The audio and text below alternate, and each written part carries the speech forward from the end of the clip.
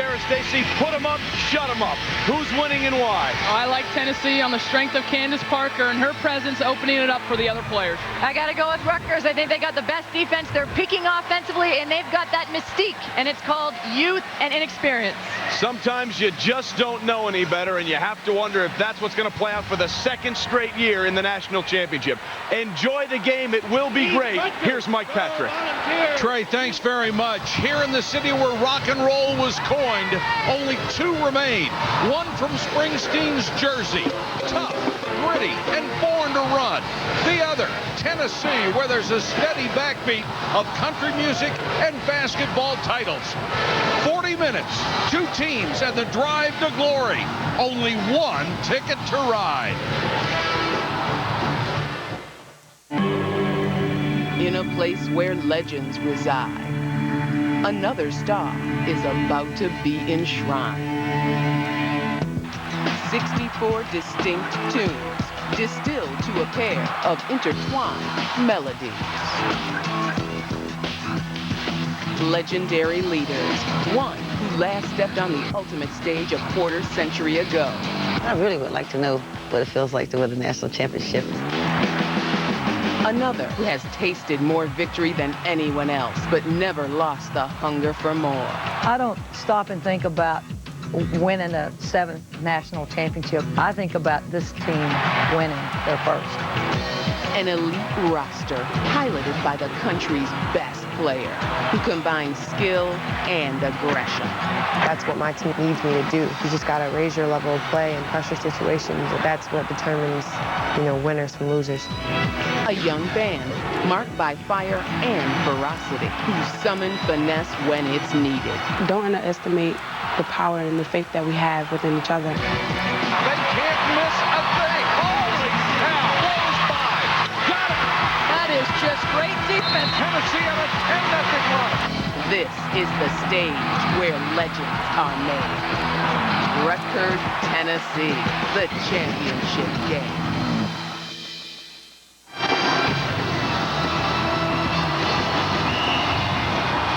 Welcome to the NCAA Women's Championship, presented on ESPN by Orbitz. From Cleveland, Ohio, it's the Rutgers Scarlet Knights at 27-8 against the 33-3 Lady Vols of Tennessee. This championship usually belongs to a team that has won it before. Tennessee has 6 titles. Rutgers has never won. This championship usually belongs to a highly ranked team. Tennessee is number 2. Rutgers number 18. No team outside of the top 10 has ever won.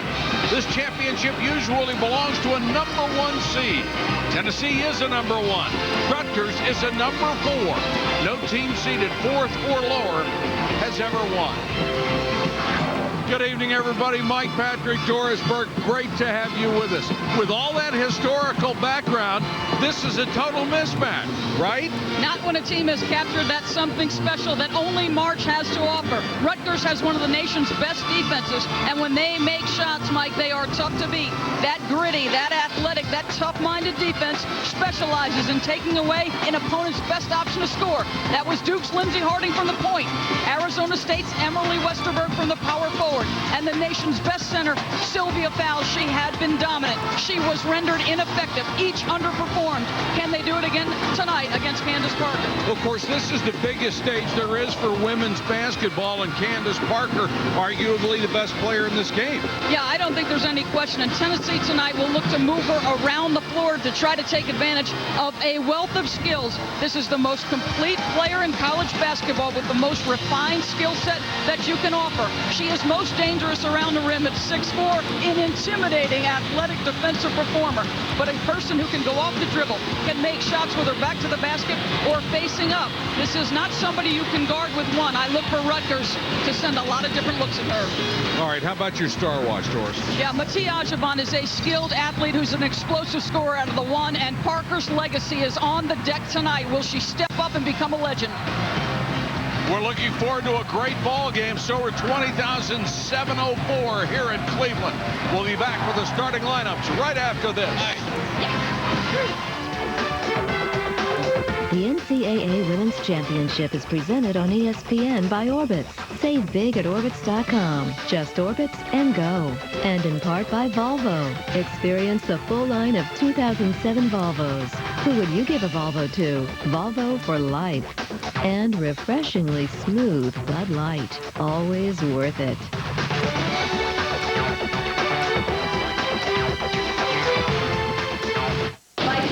Has been canceled due to weather. Our next departure is 6 a.m. tomorrow. No, hey, lady. It's time to play Take on Orbitz. Today's players have bad weather, must book a hotel before the other 200 passengers. Go. Oakworth? Yes. Dentmore. Oh, no vacancy.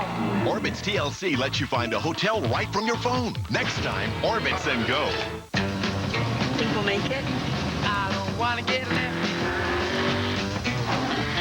Gonna love my baby all the time. It has everything you expect of a European luxury import. And protects the luxury of life like you only expect from a Volvo. Introducing the all-new Volvo S80. Lisa 2007 S80 3.2 base for $439 a month for 24 months.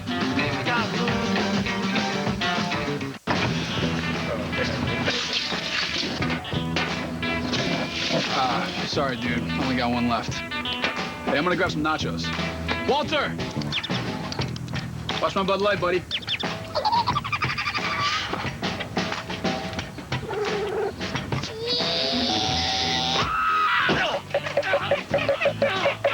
Refreshingly smooth Bud Light.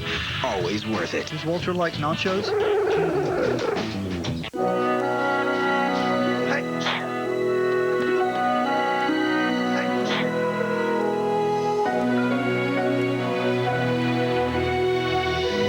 Hot soup, $4. Cold medicine, $11. Blanket, $24. Making it all better. Priceless. With PayPass on your MasterCard, just tap and go.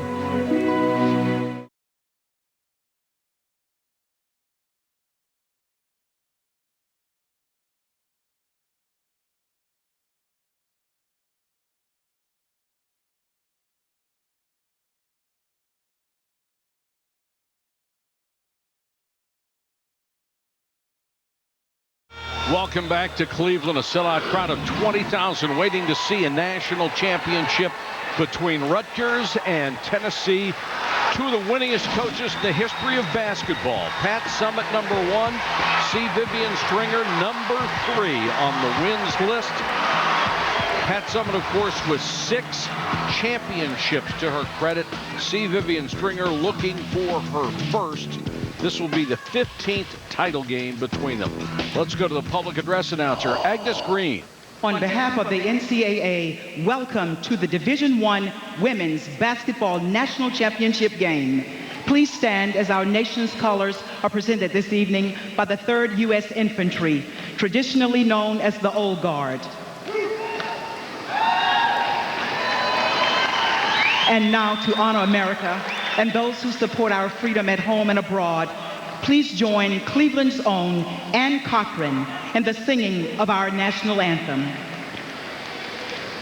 Oh, say, can you see by the dawn's early light what so proudly we hailed at the twilight's last gleaming, whose broad stripes and bright stars through the perilous fight o'er the ramparts we watched were so gallantly streaming, and the rockets' red glare, the bombs bursting in air, gave proof through the night that our flag was still there.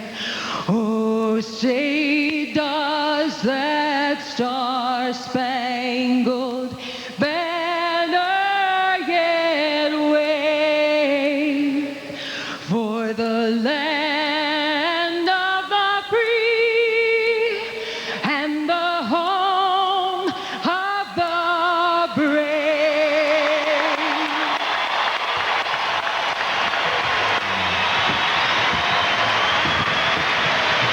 What a turnaround for Rutgers this year as they have advanced to a national championship game after a miserable start.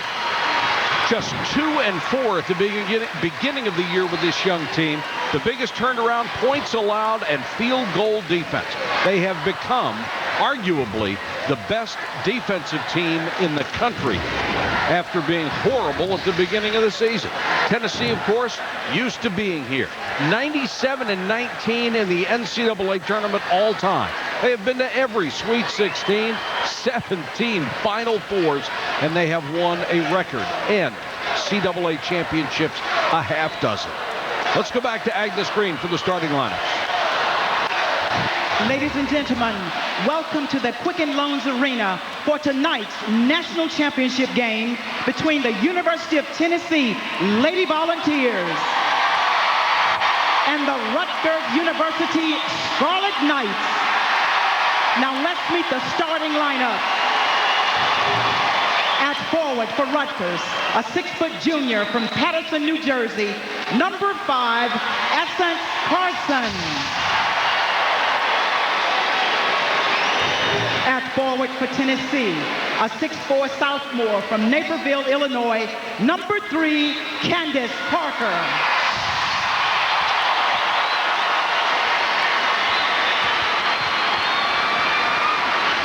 At forward for Rutgers, a 6'1" sophomore from Montvale, New Jersey, number 21, Heather Zurich. At forward for Tennessee, a 6'3" senior from Hoover, Alabama, number 1, Sydney Spencer. At center for Rutgers, a 6'4" sophomore from the Bronx, New York, number 15, Kia Vaughn. At center for Tennessee, a 6'4" junior from Staten Island, New York, number 55, Nikki Anasicki.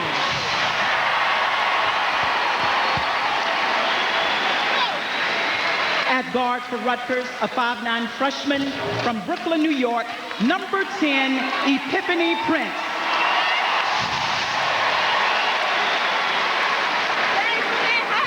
At guard for Tennessee, a 5'11" junior from Charleston, West Virginia, number 14, Alexis Hornbuckle.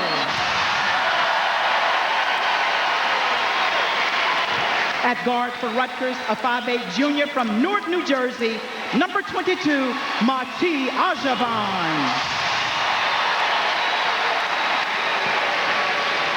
At guard for Tennessee, a 5'2" junior from New York, New York, number 00, Shannon Bobbitt.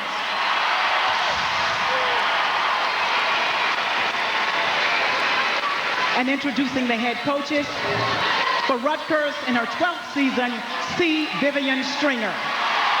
And for Tennessee in her 33rd season, Pat Summit. Mark Jones and Holly Rowe will work the sidelines for us tonight. Let's check in with Holly. Well, Pat Summit celebrates her 20th national championship this year. And what she has said is that she has changed a lot in those years since the first one as a coach. She said she's much more attuned with what the players need and feel instead of just what she's thinking. She said, I rely a lot on this team for feedback. That was the case in the late game situation against North Carolina in the semifinal. The players wanted a different defense. She changed to what they wanted. They came out and got a turnover.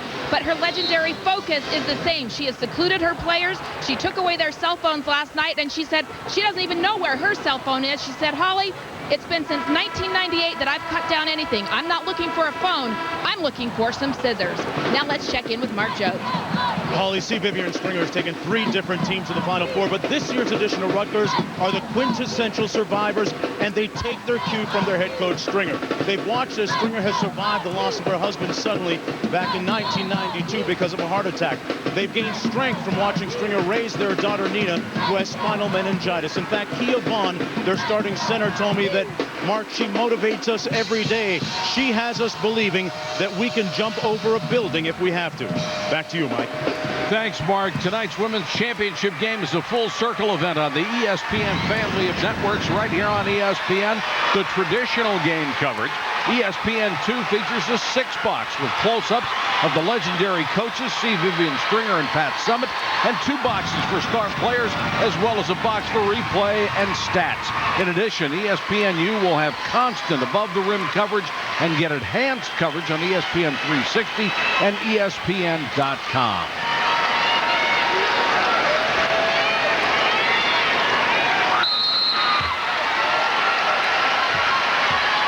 And we are set to go for a national title. Tennessee controls the opening tip. 5-2, Shannon Bobbitt gives it up to Sydney Spencer, who had a tough shooting game the other night. Anasicki backing in on Vaughn, doesn't get the roll, but it's tipped out. Nice job by Hornbuckle to keep it alive for Tennessee. Rutgers opens man-to-man, exactly what Stacey Dales talked about in the pregame show. Essence Carson, the long athletic forward, will check Candace Parker.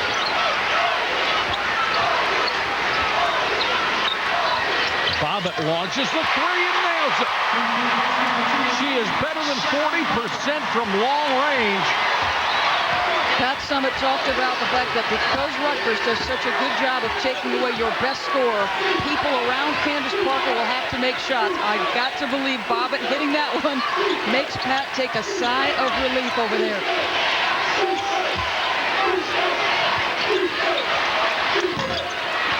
Rutgers 8 out of 10 in the first half the other night. Can't start with a 3. Parker stripped from behind. Got it to Hornbuckle anyhow. Bobbitt wide open, a tremendous ball handler. That one's kicked and will go out of bounds to Tennessee. I like no reset on the shot clock. This was a rule they instituted last year. Active feet, Mike, means that you sometimes kick the basketball, and so you don't reward the offense with a new 30. Spencer, turnaround jumper, got it. That's a great sign for Tennessee. No question. You could not have asked for 2 better things to happen to start the ball game for the Lady Vols. Support for Candace Parker initially. That can help Candace relax and not feel the burden to carry this team to a championship. And if Spencer gets hot, you better look out. For most of the year, she was the #1 3-point shooter in the entire country. This is Prince, who had a great game in the semifinals, her best of the tournament. She gives it up to Adjavon, who has blossomed as a superstar here. And Spencer will pick up the foul, her first. Tennessee foul, C. Vivian Stringer said this was her least likely team to make the Final Four. They had to beat East Carolina and Michigan State. Then the rematch with Duke. That was the big game. They had lost to the Blue Devils by 40 earlier in the season. Early in November, she said this was the worst defensive team she'd ever coached. It's become the best. Adjavon, who was cold-blooded, knocks this down, and they're going to check with each other if it was a 2 or a 3. They can go to the monitor for this and see if there was a toe on the line. Well, one of those officials, in fact, the one on the left is Lisa Mattingly. The one on the right is Tina Napier, along with Michael Price. They make up the national championship crew. Congratulations to Lisa Mattingly. This is her 7th straight championship game. And is that toe on the line by Adjavon?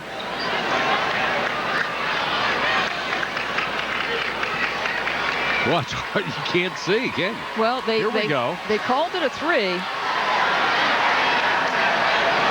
I don't know if that's close enough to reverse. This is not like football where you have to have overwhelming visual evidence.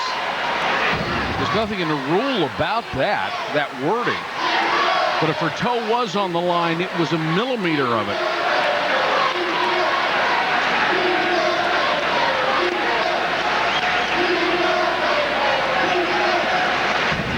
I'll try to give you another look. I love this.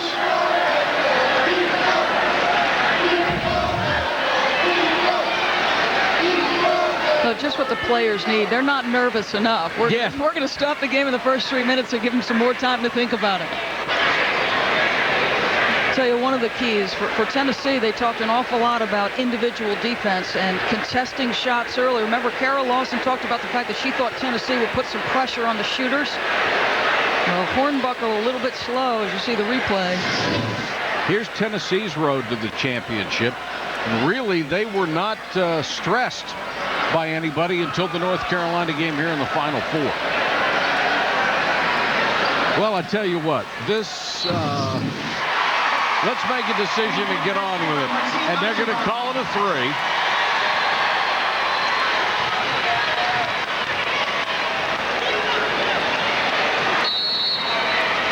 John Madry, our statistician, suggested they call it a 2.5 and a resumed play, but there's no room on the scoreboard for the half.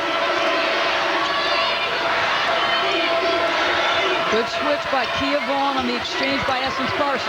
Hornbuckle, nice pull-up, but she can't hit the shot. Prince with a rebound.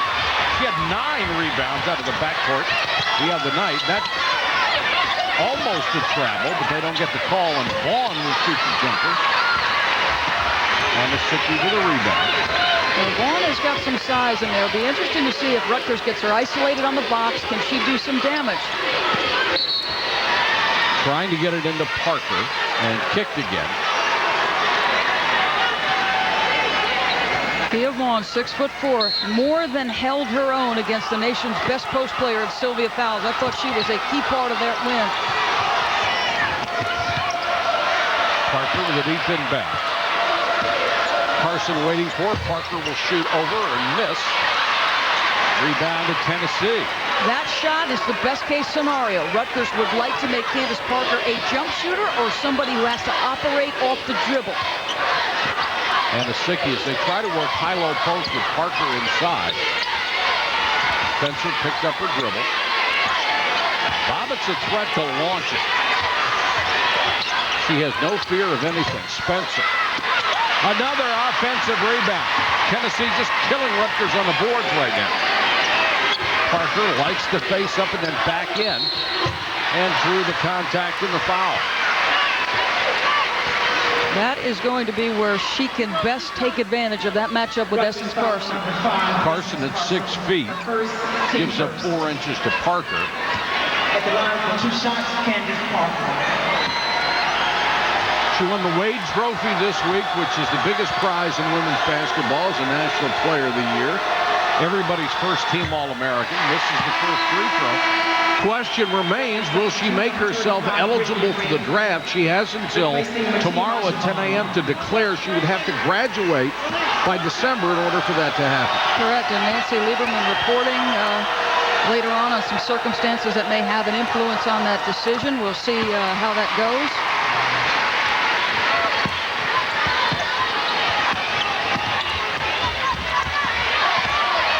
Tennessee trying to trap. Good job by Carson to get through all that pressure. Zurich was open, passed on the 3. If Rutgers does not score in transition, then they slow the pace and look to attack inside of 10. You've got to be tight here. And that's going to be a foul. It's on Anna Sickey, her first. Tennessee foul on Nikki Anna Sickey, her first team. Anna Sickey played all 40 minutes against North Carolina the other night and had a big game. 14 points, 7 rebounds, 4 block shots, and 5 steals. Yeah, I thought she was their MVP along with Shannon Bobbitt. When that team was struggling to make points, it was Nikki Anna Sickey who stepped up. Both players played with a great amount of toughness. Anna Sickey tonight, Mike, will guard on the perimeter. At her size, that is a unique situation. Prince, like most of these kids, a real good free throw shooter. And Rutgers has gotten so much better from the line as the season progressed. With that's a first, and she misses the second.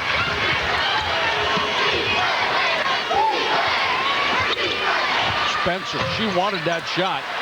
Had a good look, couldn't hit it. Another offensive rebound. You've got to be strong with the ball. Kia Vaughn had done everything except keep control of the basketball on the board. Good ball movement, wide open as Bobbitt. Couldn't hit it. There's Carson down low getting the rebound. Zurich with a runner. One and done for Rutgers. Anisicki the outlet to Hornbuckle. 4 rebounds already for Anisicki. And she'll try a 17-footer. Out to Tennessee. The support players around the Wade Trophy winner, Candace Parker, are going to have to make shots because Rutgers will make it hard on her to score. The first shot of the game, Shannon Bobbitt from New York drains it, and then Sydney Spencer, the senior, steps up. Russell Athletic, ESPN Arena Football, Mondays, all season long on ESPN2. What will you do? Kill as many as I can. After? There'll be no after. Pathfinder, Legend of the Ghost Warrior. Rated R for strong, brutal violence throughout. April 13th. Alex is about to collide with a motorcycle that is squarely in his blind spot. But with the world's first blind spot sensor in his all-new Volvo S80, it can see what he can't. Introducing a luxury car that protects the luxury of life. They pick up touchdowns, pick up the bucks, and pick up their teams. Enterprise salutes NCAA student athletes for picking us all up. Pick Enterprise. We'll pick you up. So I think the meeting went really well. Great job, Abby. I wish some of our managers worked as hard as you do. Oh, well, I guess you'll just have to promote me to manager then, huh? Oh, there's a new sheriff in town.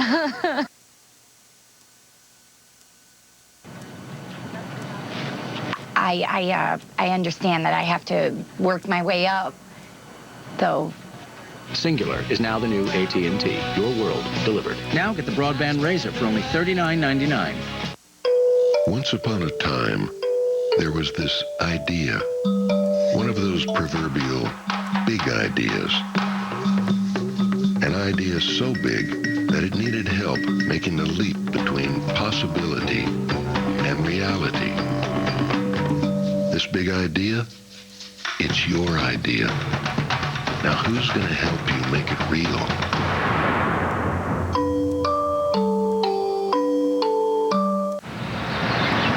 Jen is about to collide with the car in front of her. But with the collision warning with brake support system on her all-new Volvo S80, it senses what she doesn't. Introducing a luxury car that protects the luxury of life. ESPN's coverage of the 2007 NCAA Women's Championship is broadcast in high definition and presented by Olivia. 6-4, Tennessee with the early lead in the women's title game here in Cleveland. Tennessee basketball, as they have dominated the rebounding numbers early in this game. Well, they've got 5 offensive boards. Rutgers has got to fix that. 10-2 with that one. That's 6 offensive boards. Sometimes Tennessee's best shot is their second shot. You've got to be fundamentally sound and put a body on somebody. Parker sets the screen for Hornbuckle. Anisicki backing in. And 3-second call. Let's go to Mark Jones. Mark? Guys, you were referring to the second chance opportunities that Rutgers has given Tennessee right now. That's exactly what C. Vivian Stringer addressed in her last huddle. She said, hey, guys, you have to know about Anisicki. She's a great offensive rebounder. Meanwhile, at the offensive end, she wants them to play inside out, ending her huddle by saying, guys, the next 5 minutes is chapter 2. It's crucial. Back to you guys.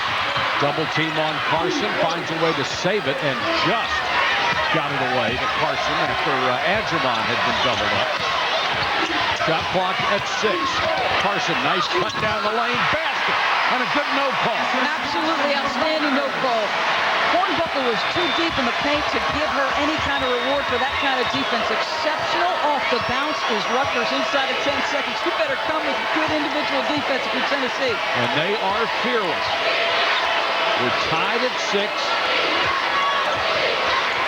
Rutgers in their zone. Anisicki kicks it out and Spencer to fire. Another offensive rebound. Sometimes that's a problem with the zone. Well, Mark Jones just said it. I mean, Nikki Anasicki has got 103 offensive boards. They addressed her in the huddle. Find her. In essence, Carson, Rutgers wants to control tempo. So if they don't score in transition, shot clock's going to get under 10. And this is what they'll do, folks. Use all that athleticism to rise and fire close range. Epiphany Prince picked up the last foul.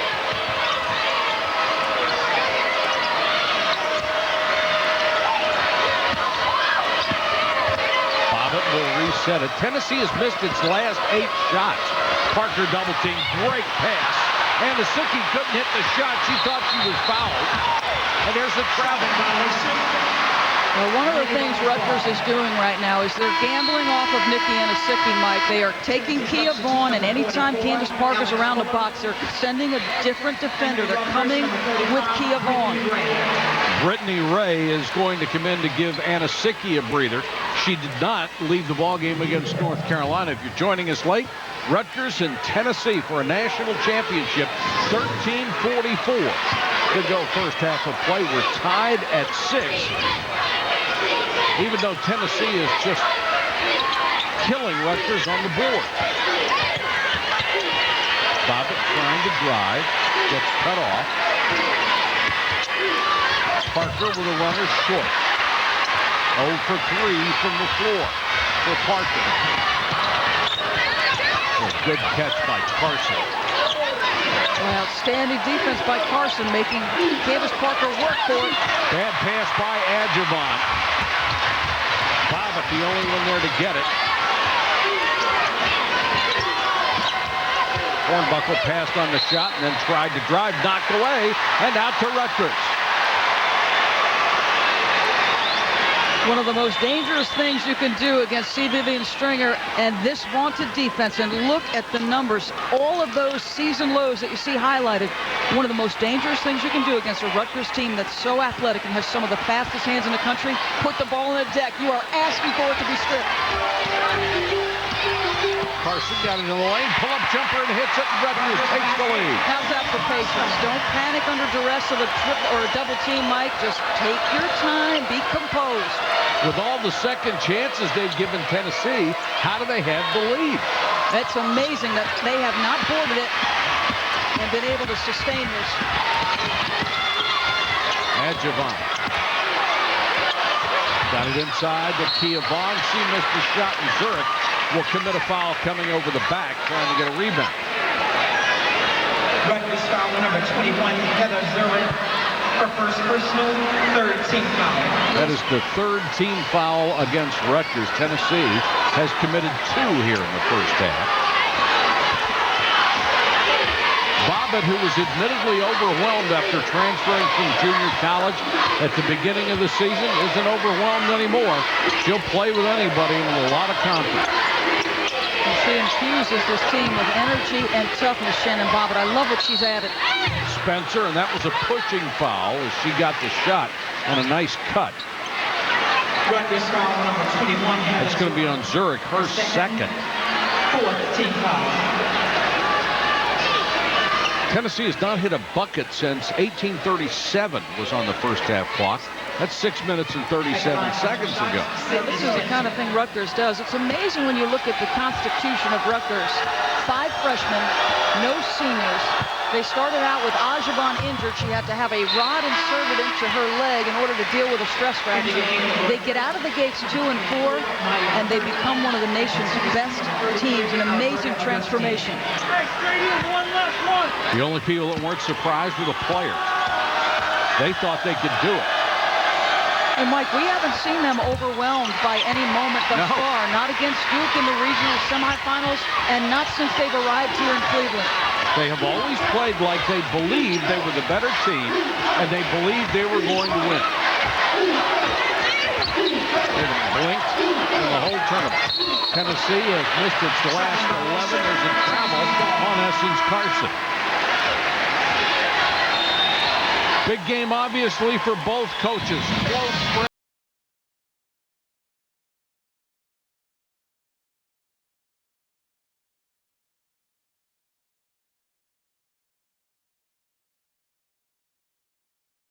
Think we'll make it? don't wanna get left. Gonna love my baby all the time. It has everything you expect of a European luxury import. And protects the luxury of life like you only expect from a Volvo. Introducing the all-new Volvo S80. Lisa 2007 S80 3.2 base for $439 a month for 24 months. We represent the Coke brand. We would like to sue Coca-Cola Zero. Would you say that we have a case? For what? For taste infringement. We want to just sue them back to the Stone Age to send a message that they're tampering with really the flagship of the company. It's one company. It's like you suing yourself. Yeah, but they're on a different part of our floor. Da, da, da, da, da.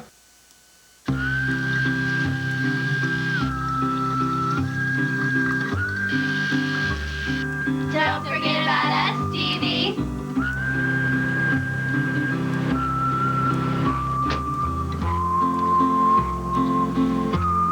With Glidden Team Colors paint, you can get the official colors of your favorite team. Sir, you're all set. Whoever that may be. Exclusively from Glidden and only at the Home Depot. Traffic ahead. Incredible. You found a golf course near the conference. Awesome Chinese. Now you find me a way around traffic. I love you. Turn around. Every now and then I get a little bit lonely and you're never coming around. Take Market Street exit. You're right. We'll just keep it professional, you know? Go everywhere, find everything. Fall hard for the new Wear 2 GPS at Avis. The Empire State Building lit up in red in honor of the Scarlet Knights of Rutgers, going for their first national championship since they shared, get this, the men's fencing title in 1949 with Army. Wow, well, it's amazing what the football team has done, and if this team can couple that success with a women's basketball championship, that is the kind of thing that can elevate an athletics department. It puts it into the forefront of recruits' minds, Mike, and that is what it's all about in any sport, getting players. Absolutely. Whistle away from the ball. It's going to be a hold on Vaughn.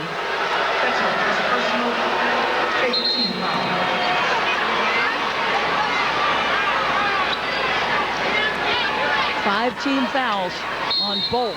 So not long before we're in the bonus. A couple more on each. Parker for the wide open shot. Nice inbound play. Got her a screen and she was open. Nobody switched. Yeah, that's a timing play. In essence, Carson was having a hard time contending from 15 feet as Parker got ahead of steam up. Tennessee trying to ratchet up the defensive pressure.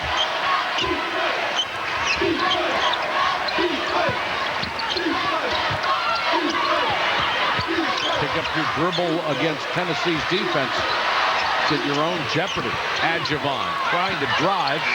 Lost the ball. The shot won't go for McCurdy, who's in for the first time. And here comes Bobbitt. Well, that could have been an offensive foul on Parker, backing down Carson. Really loves that fadeaway jumper. She has 6 in the first half. The lead back to 4. You can see where Tennessee wants to take advantage of her skills. At 6'4", with a smaller defender giving up 4 inches. Clearly, it is an impossible check on that turnaround jump shot. You can't get a hand in her face to defend that. Adjavon got caught up in the air, somehow got the ball back, and got it to Vaughn inside. Oh, and a great job by Adjavon. Here comes Bobbitt. He's going to push the tempo. Parker calls out the play that she wants. Auguste is in for Tennessee. And she gets the pass from Parker. Tied up inside, 3-second violation. And the third turnover against Tennessee. Candace Parker started 0 for 3. This is a little timing play off the inbounds pass. They get her isolated, an easy deuce. Then back to the basket. That fadeaway jump shot, she goes away from the double team. 12-10.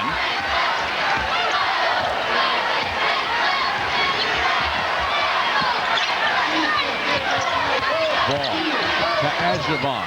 This is the driving layup. Vaughn gets the rebound. Kia Vaughn unspectacularly does a lot of dirty work down court.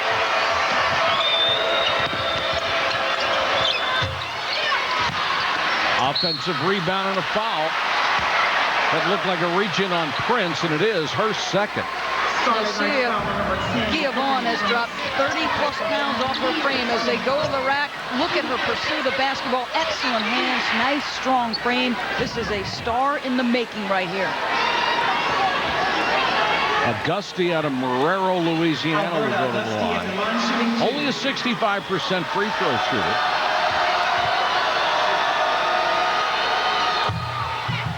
Got the roll on that one. Let's go to Holly Rowe. During that last timeout, Pat Summitt was fired up. She came fierily over to the bench, slammed her fist on her whiteboard, and drew 4 circles around the perimeter of her whiteboard and said, if this is what we continue to do, we will lose. We cannot win this game if we don't score points in the paint. You can see the last 2 possessions, they've made more of an emphasis to get it inside. In fact, Candace Parker told her team in that huddle, look, give me a look, guys. I'll work for y'all tonight. All right, Holly, thanks very much. Parker getting a breather right now. She had a blocking foul called on Tennessee. That will be on Auguste, her first, trying to draw the charge. Well, the reason they want to take advantage of points in the paint is they have more size. Essence Carson addressed it. She said, we're not going to grow overnight, folks. We're not going to gain a couple of inches. Timeout by Rutgers as they were having trouble getting the ball inbounds. The NBA on ESPN continues with a doubleheader tomorrow night, 7:30 Eastern. The Bulls against the Pistons. Then at 10 o'clock, the Sacramento Kings take on the Denver Nuggets. NBA Wednesday on ESPN. Also available on ESPN HD.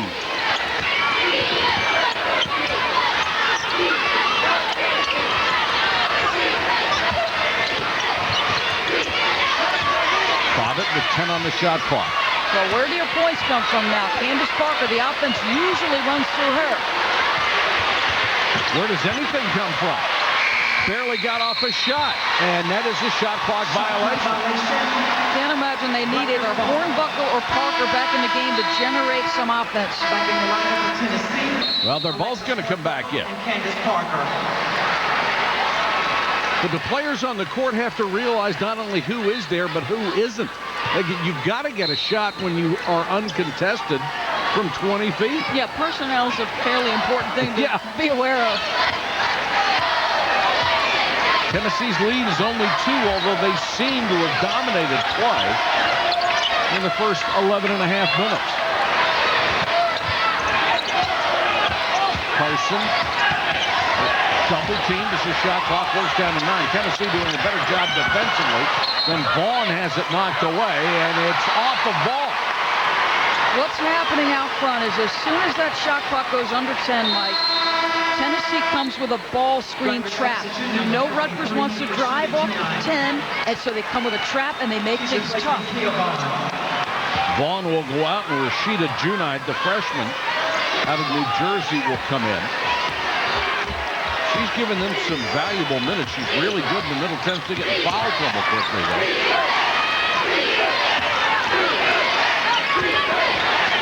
Parker, double team, kicks it outside. Auguste wheels into the lane, banked it home. Nice shot. Remember the report by Holly. Let's get point paints, and that's exactly the size differential I'm talking about. That's what Pat Summitt was referencing in that last timeout.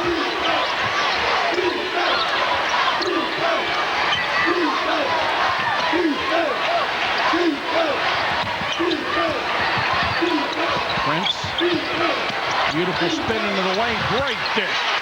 Epiphany Prince shows you why she was such a great player in high school. She was known for her scoring then, but she's a terrific ball handler. Yeah, she's very unselfish. I like the way she's approached her time at Rutgers. She has tried to blend in after being a star in high school. Parker goes with a left hand and misses.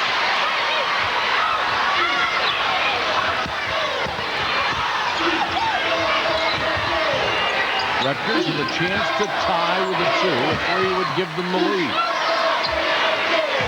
7 minutes, 4 seconds, and counting. Ajavon. Pat Summitt calling out encouragement to her defense. A lot of contact, offensive foul. McCurdy out of control, goes down the lane, picks up her first. Back in a moment.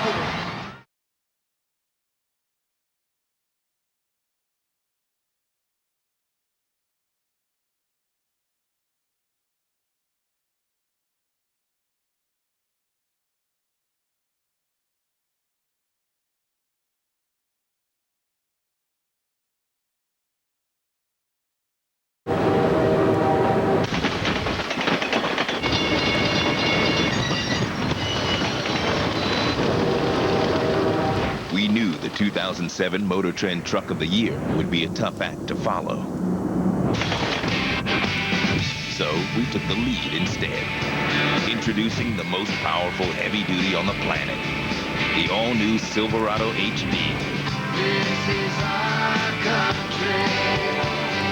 country. First, they were the pajamas your uncle got you when you were born. After that, it was your first glove. Your first real glove. Next, it was sitting in the kitchen asking your dad about the designated hitter. But then you saw what is to this day the bluest sky and the greenest grass you could ever see. And that's when it really started.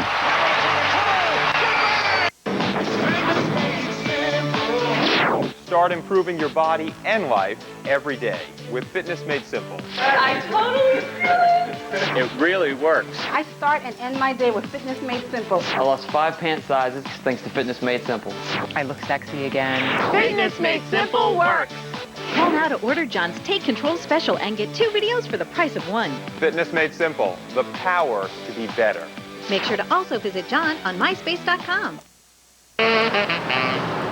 So, 12 o'clock tea time, someone rear ends us. Day shot, right? Except I just switched to Progressive Direct Online.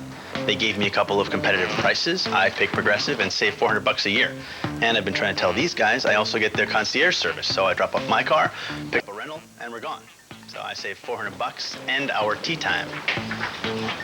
Fantastic. Progressive Direct. It's about you. And it's about time. Sign up online and save $50. Welcome back to Cleveland, Tennessee, up by 2. Candace Parker is 2 for 6 to start this basketball game. She is having to contend with a double team every time she catches the basketball. Now, Pat Summitt told us yesterday she does not want Candace Parker to make a living on turnaround, fadeaway jump shots. That is part of the reason she's 2 for 6. She spins away. That's a good feel for her, but is that something you can win a national championship on? Well, my question would be, with all of her obvious skills, she is not very physical. But I certainly think Rutgers would like to be as physical as they possibly can be. Essence Carson has a hard job to deal with her in the box. Nearly thrown away, and now stepped out of bounds is Auguste on the sideline, the 5th Tennessee turnover. And Tennessee still hammering Rutgers on the board, 14-7. 8 of those 14 rebounds, offensive rebounds. Yeah, the pace of this, despite that rebounding disparity, the pace of this game favors Rutgers right now. This is how they like to play. They shorten the game, try to get inside of 10, and then operate. Ray had a good look and couldn't hit it. Here comes Hornbuckle. Really good in the open court. Parker wanted it low, didn't get it against the double team. And Asicki.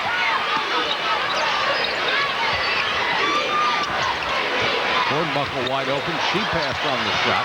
They got it to Parker. Double team down low that time. She went for it. Opportunistic. Kia Vaughn's absence, they just gave up a deuce because Junai did not finish, and they just gave up a deuce on the defensive end because she wasn't in there. That's a 4-point turnaround, and that's the margin.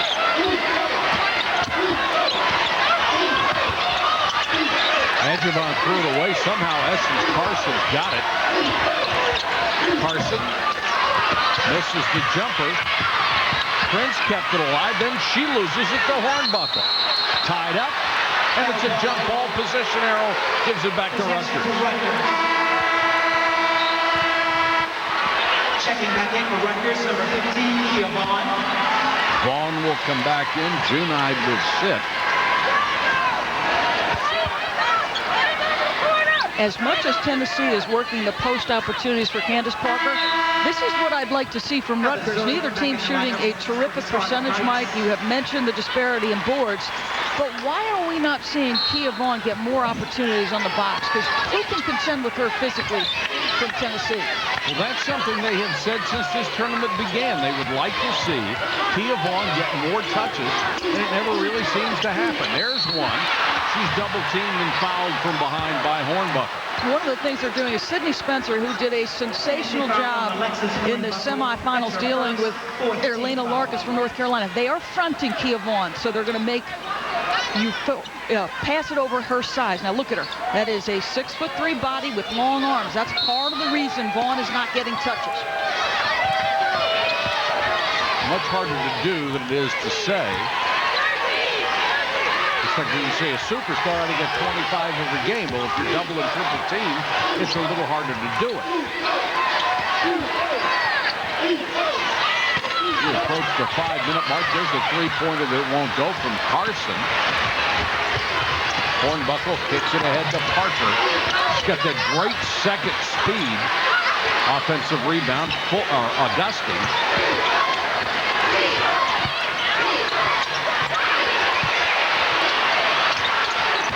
Partially blocked. Good feed to Augustine, and she scores. Good interior passing as Anisicki dumped it down low. The size of Tennessee is having an impact on Rutgers right now. That's why the disparity and the points in the paint. Remember the report Holly Rowe did out of a 12-minute timeout. Points in the paint. 20-14, the biggest lead for Tennessee tonight. And Anisicki, a very accomplished passer from the top of the circle. Three won't hit for Carson. One and done for Rutgers. So they're not pursuing the offensive glass at all.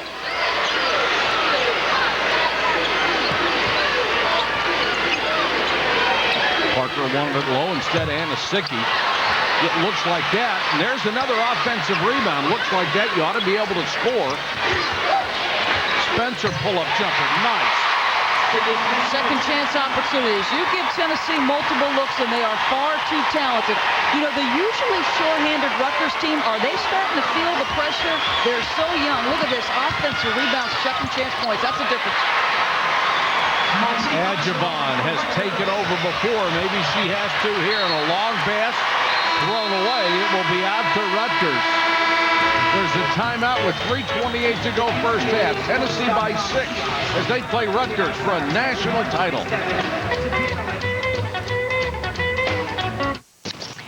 So, John and I are thinking of going to Cancun, if we can find a good deal. It's funny. So are Dan and I. It's time to play Take on Orbits. Today's players want a total vacation, hotel plus flight, and must save over $300. Go. I need a deal to Cancun. That's outrageous. Done. Congratulations. Thanks. It's that easy. Next time, Orbits and go. Buy you a Chevrolet. Go buy you a Chevrolet. If you give me some of your love. Nobody can shut that Chevy down, 'cause that brand new Chevy is mine. I like my beat down low. Hey, and my top lit. Can't you see me ride 24 in my Impala with? No, we're not the jet set. We're the old Chevrolet set. But ain't we got love? No, we're not the jet set. We're the old Chevrolet set. Oh, I totally agree. I mean, you know, how much you have to invest these days to earn some respect. I mean, my broker takes forever to return my calls, and when he does, he's got like 2 seconds to talk. I mean, I realize the guy's got bigger fish to fry, but does he have to make it so obvious? Thank you.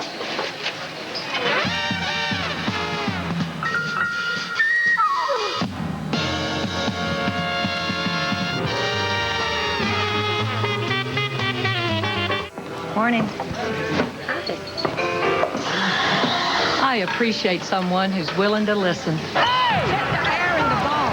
Someone I can count on for great coverage. Somebody's got to get to the basket. That's why my go-to guy is my State Farm agent. For car insurance, nobody matches State Farm's combination of personal service and low rates. Even I can't argue with that. Get a quote today and see how your insurance matches up to #1. Like a good neighbor? State Farm is there.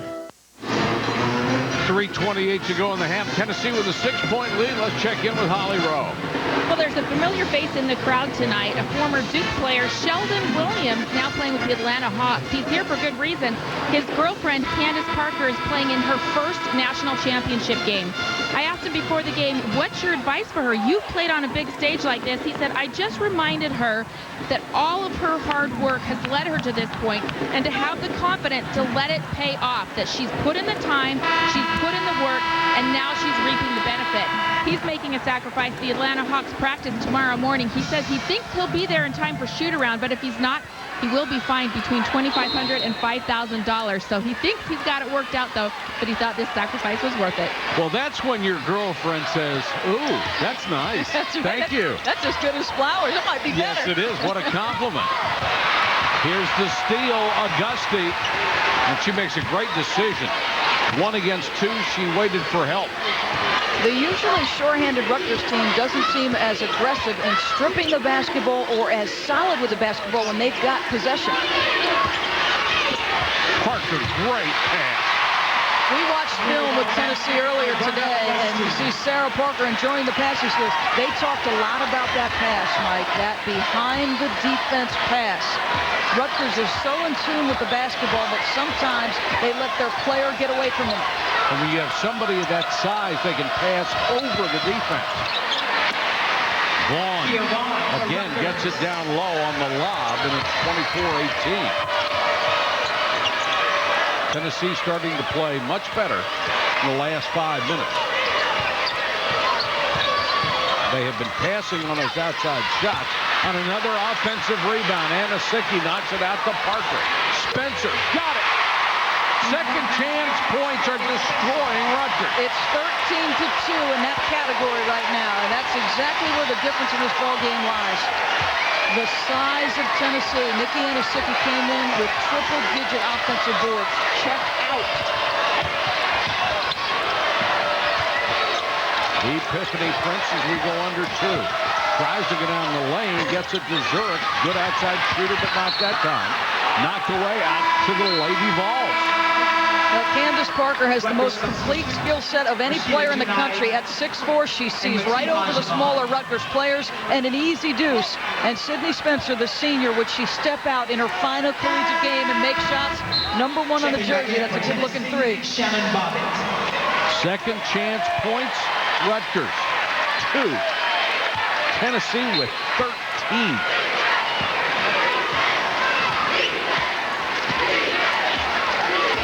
Bobbitt will take her time as we're down to 140. Yeah, danger time here as Rutgers looks like they're going into a... Nope, they're still playing man-to-man, just a little bit softer. Spencer, another great pass, got it down low. Blocked this time, however, and now Spencer will get it back and fire. And an offense, or the rebound goes to Junide. Boy, look at Prince. Prince trying to keep Bobbitt away from it so she can get it back, and it's a tie-up. But she could have picked it up again after she lost it. Yeah, as long as you don't dribble it again, I'm not sure why she wouldn't pick it back up. I think she was afraid it would be called a double dribble as she tried to pass it, but she could pick. She could pick that up. She could absolutely pick that ball up. That says it all, doesn't it? This team just, they started out the game, they looked fairly confident, ready to go. It was like Tennessee made a couple of shots, and then all of a sudden they lost their composure. Parker that time. A little bit too strong for Spencer. Let's go to Holly. Well, guys, one of the rules this year, point of emphasis, is the coaching box and the decorum there. The assistant coaches from Tennessee were just jumping up and down, being very demonstrative. They've gotten a warning from the official, Dee Kantner, or excuse me, it's not Dee, but one of the officials, and she told them they've got to calm it down, sit down on the bench. If they get another offense or another warning, it will be a technical foul.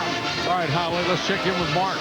Yeah, guys, earlier this week, the Rutgers team in a timeout right now got a little jolt of championship karma. That's right, they ran into none other than Billie Jean King, arguably the best tennis player ever to play the game on the women's side of the ledger. They ran into her at a local steakhouse when they were having dinner. Now, King took the opportunity to address the team for about 30 minutes. She talked to them about taking cues on how to be a champion. looking for things in your opponent, their reactions, their eyes, and their posture, and especially knowing when to pounce. And when you look at Coach Stringer's record from school to school and now with Rutgers, guys, you would bet that some of those words that King said tied in a lot with some of the words that Stringer has told her team. Back to you. All right, Mark. And Billie Jean is one of the great self-motivators of all time and really an example for other people in her sport. Jump shot short. 15-second difference between the game clock and shot clock. So Hornbuckle will give it up to Bobbitt, and it's been all Tennessee since the 10-minute mark. Parker one-on-one, drives, no bucket, but a foul. You can order copies of every complete game from the 2007 NCAA Division I Women's Championship through NCAA On Demand at ncaasports.com, the official online home for all 88 NCAA championships. Parker at the line. The foul was on Junide, her first. I don't understand why Kia Vaughn remains on the bench again. She's only got one personal foul. Clearly, as soon as Tennessee saw that Rashida Junide was on Candace Parker, they isolated her at the elbow and let Candace take her off the bounce from the high post. That's a sophomore on a freshman, but one of the most experienced, dangerous players in the nation. That's a bad matchup for Rutgers. Well, it's like a shark smelling blood in the water. You're right. They see Vaughn's out of there, and it's right down the lane. Parker with 7 first-half points. Missed them both.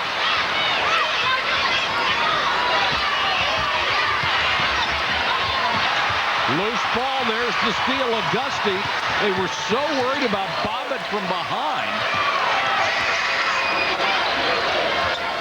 Parker, another good pass. Auguste got it in the foul.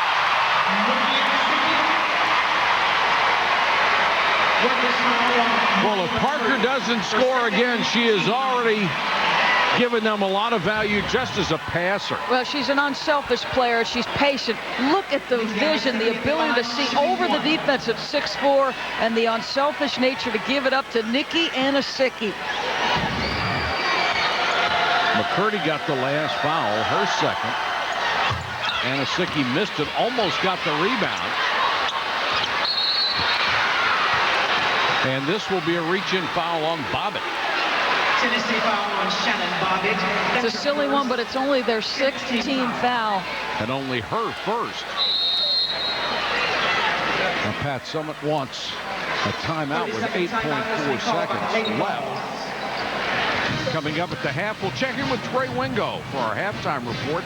First half stats and analysis. Brenda Freeze will join us on the set, and Barry Bond's season debut. It's nice talking with Brenda earlier this evening. Did such a brilliant job a year ago winning a national championship for Maryland and fell short in the effort to repeat. Not many people repeat in anything. That is a hard thing to do. Of course, Florida did it last night. Candace Parker has said she will return, so if she gets one tonight, she'll have a chance to do it again next year. At 6'4", the most complete package. She scores around the rim with great consistency.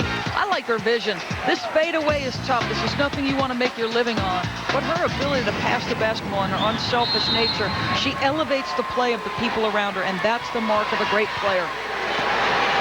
Now Tennessee going to put a little pressure defense, so Rutgers may not get an easy shot. Adjavon, fadeaway jumper with 4 on the clock.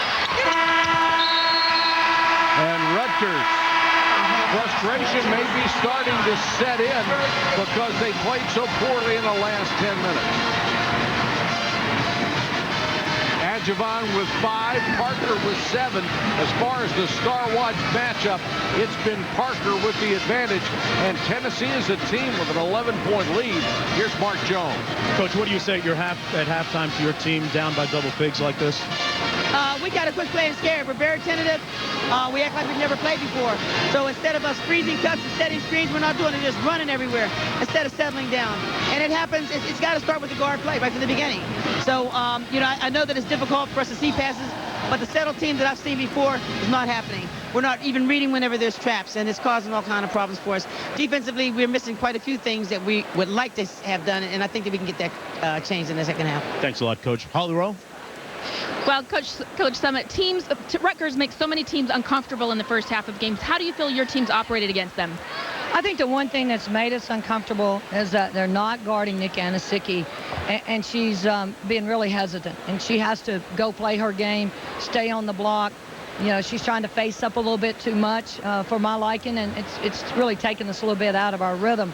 On a defensive end, I think we're doing a good job guarding their one-on-one game. I mean, they're really terrific in it, but overall, pleased with our defense. All right, thanks, Coach Summit. All right. Mike?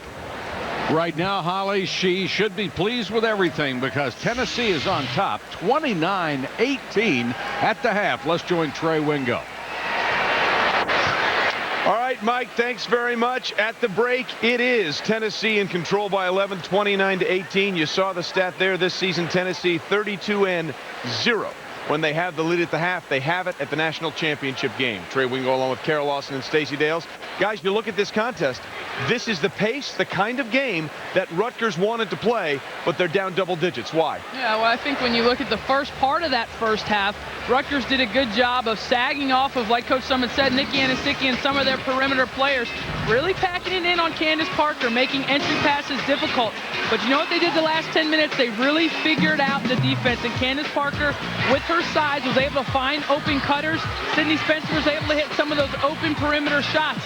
And that's the thing that the Tennessee offense did in this first half. They understood quickly what the Rutgers defense was trying to do, and Candace Parker is, of course, the center of it, and they're capitalizing on the gamble of bringing so many players over to Candace Parker. Well, Karen, Trey, you just heard Pat Summit talk about the ability to defend one-on-one. That's the difference in this basketball game. You think Rutgers, I think Rutgers is the best defensive team in the country, but right now Tennessee is dominating at the defensive end. They are not allowing Rutgers to get any open looks. Rutgers, of course, came out in that last game against LSU, 80% from the three in the first half. Tennessee says, we're going to take you, we're going to trap you.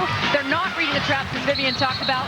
And the difference right now, while you're defending the three-point line, you're also defending the paint. You're forcing those players into the paint where you have help waiting. Tennessee did not help in the first game to get here. They're helping tonight, Trey. And the other thing, guys, is they are killing Rutgers on the offensive glass right now, getting so many second chance points. You mentioned they shot 80% from deep in the semifinal. They have one three-pointer in the first half right now. It is an 11-point lead for Tennessee. When we return, Gail Gestencourse is leaving the ACC. Brenda Fries will join us to talk about that.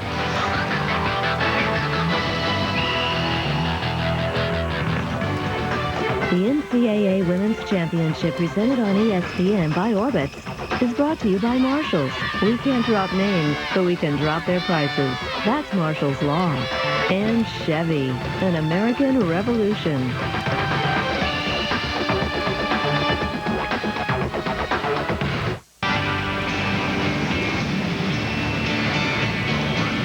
The war in Europe is over.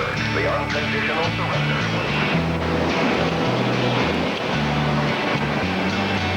This is our country. After 89 years in the making, this is our truck. The 2007 Motor Trend Truck of the Year. The all-new Chevy Silverado. Marshall's Law number 289. There's always room for shoes.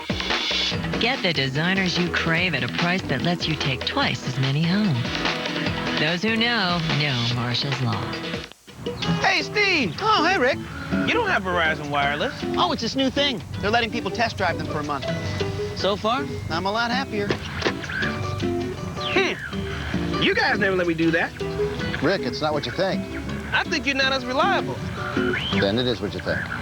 Now you can test drive America's most reliable wireless network. Try Verizon Wireless for 30 days. If we're not the best network you've ever had, take your number to one of the other guys, and we'll pay for the calls you made. Verizon Wireless. What will you do? Kill as many as I can. After? There'll be no after. Legend of the Ghost Warrior. Rated R for strong, brutal violence throughout. April 13th.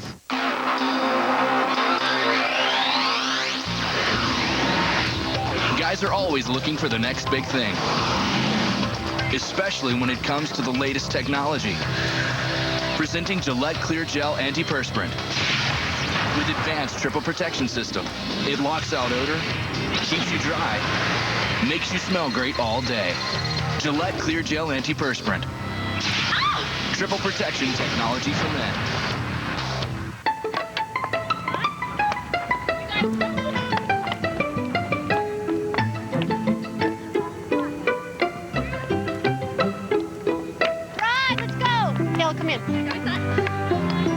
Looks like the med school scouts are out early today. There are over 380,000 NCAA student athletes, and just about all of them will be going pro in something other than sports. Download the guide for college-bound students at ncaastudent.org.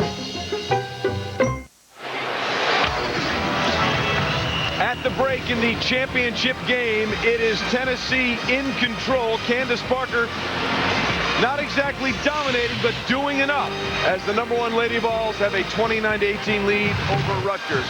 Big news away from this game. Gail Gestencourse is leaving Duke after 15 seasons and 4 Final Fours, and she will become the next head coach at the University of Texas, taking over for the retiring Jody Conrad. Welcome back to the halftime show. Trey, Kara, Stacy, and Brenda Freese, ladies and gentlemen, head coach at University of Maryland.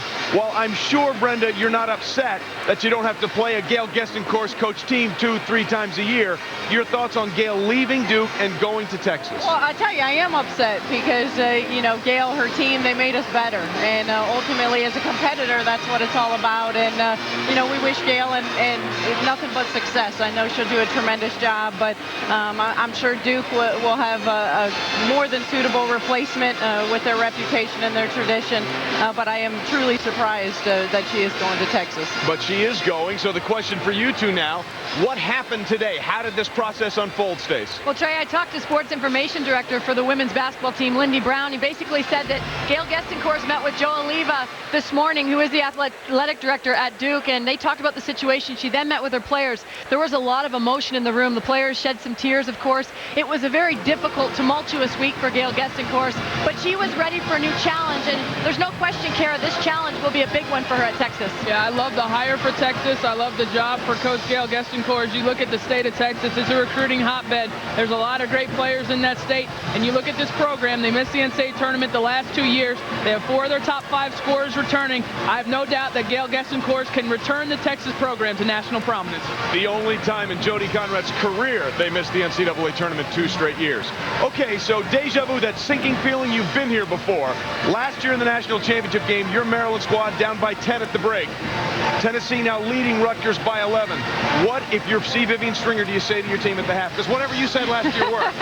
Well, you got to know that you're going to come out in the second half. You're going to play a lot better. The nerves now are out of their system. They're going to go out in the second half. They've got to rebound, obviously, and those are hustle plays, and Rutgers can make those plays. So it's a new half. You got to throw the last 20 minutes out and come out and be ready to put everything on the line for the next 20. In their first half of a semifinal with LSU, Rutgers hit 8 3-pointers. In the second half, they hit 2. In this one, they only hit 1 in the first half. Can they shoot well enough to get back into this game? Well, that's the big question, you know, whether they're going to be able to get enough attempts up. You know, I thought they were very effective off their dribble drive in the limited times that they were able to get it. But, you know, I think the biggest difference, they've got to make other opportunities for them, whether it's at the free throw line, being able to get more offensive rebounds, being able to block Tennessee out on the glass. Maybe they should just get you in there and give the halftime speech. See if it works 2 years in a row. Brenda, thanks very much. Thank you. We appreciate it. At the break, it is Tennessee by 11. Keep in mind, not a lot of scoring for Nikki Anisicki, but boy, is she hustling. 8 rebounds. Kia Vaughn doing her part to keep Rutgers in it.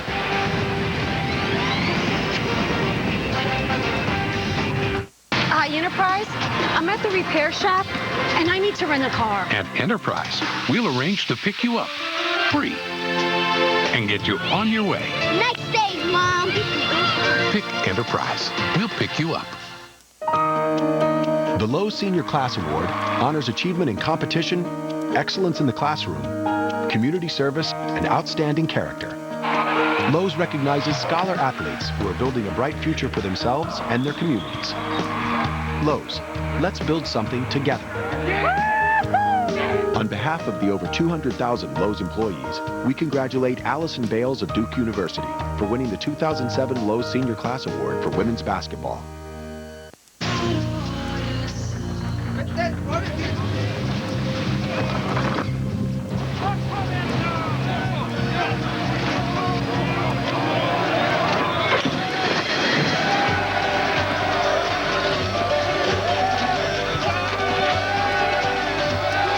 Harvesting over 3 billion gallons of fresh water from the sea each year. Water desalination from GE. We're all over it. Not to worry. Yes, the team is with me. We got it covered. Who's he talking to? The boss. I thought the boss was at a board meeting. He is at a board meeting. Uh-oh. They're asking about our global integration plan. Do not worry. Do we have a global integration plan? It's more like a deck. A deck? A draft, really. A deck is only a draft? Afraid so. It's not only doable, it's practically done. We better get started. What will you do? Kill as many as I can. After? There'll be no after. Pathfinder, Legend of the Ghost Warrior. Rated R for strong, brutal violence throughout. April 13th. Hoop fans, don't miss your chance to go to the 2008 Women's Final Four, April 6th and 8th at the St. Pete Times Forum in Tampa. Log on to ncaasports.com to apply for your tickets online. That's ncaasports.com. And don't forget the 2008 Men's Final Four, April 5th and 7th at the Alamo Dome in San Antonio. Log on to ncaasports.com to apply for your tickets online. That's ncaasports.com, the official website of the NCAA. Hello, basketball fans. John Anderson here. We are back to Cleveland in a moment, but first, this SportsCenter update. Barry Bonds getting his first spring swings of a new season opening day. Giants and Padres, the last two teams to have one. Bonds found the warning track, not the stands. Finished 1 for 3, still 21 homers behind Hank Aaron. Barry Zito loses his Giants debut. 7-zip is your final. Billy Donovan received the Siemens Trophy today, but says he hasn't received any calls from Kentucky about their coaching vacancy. Donovan says his itinerary for the week includes speaking at Marshall Wednesday, meeting with Florida AD Thursday, parade Friday, family vacation starting on Saturday. Also from the basketball world, John Beilein officially accepts the head coaching position at Michigan, and Dana Altman changed his mind. He's returning to Creighton, had the Arkansas job yesterday, gave it back today. We now give it back to Trey Wingo for the second half out in Cleveland. Trey? All right, John, thanks. Candace Parker not scoring in droves, but finding opportunities for others. It is the Lady Vols up by 11. Second half coming up in just a bit. The NCAA Women's Championship is presented on ESPN by Orbitz. Save big at Orbitz.com. Just Orbitz and go. And in part by T. Rowe Price. Mutual funds, IRAs, college savings from T. Rowe Price. Invest with confidence.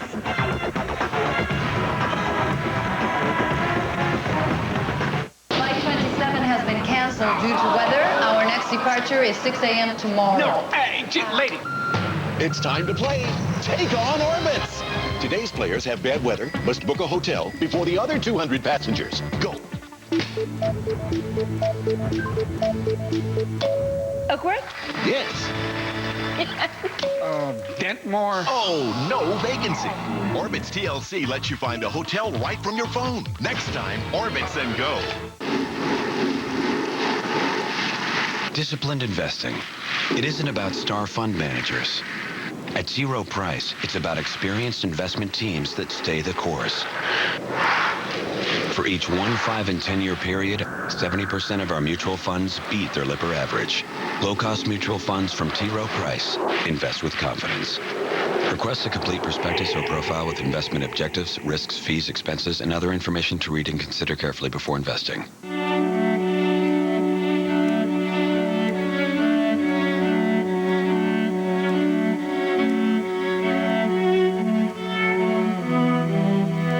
There are 380,000 NCAA student athletes. And most of us will go pro in something other than sports. In something other than sports. Go to ncaastudent.org to find out how. Why should your company switch to Comcast Workplace? Because it's up to twice as fast as DSL. McAfee security is included. And 24-hour tech support means less downtime. There's also business email and website solutions. Everything you need to keep your small business, well, buzzing.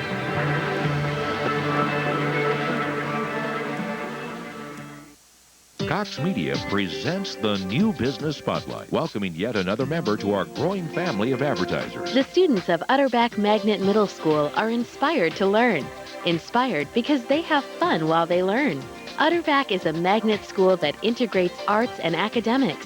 For some inspiration of your own, call Utterback Magnet Middle School at 225-3500. For your chance to shine in the spotlight, call us today. Cox Media, smarter advertising.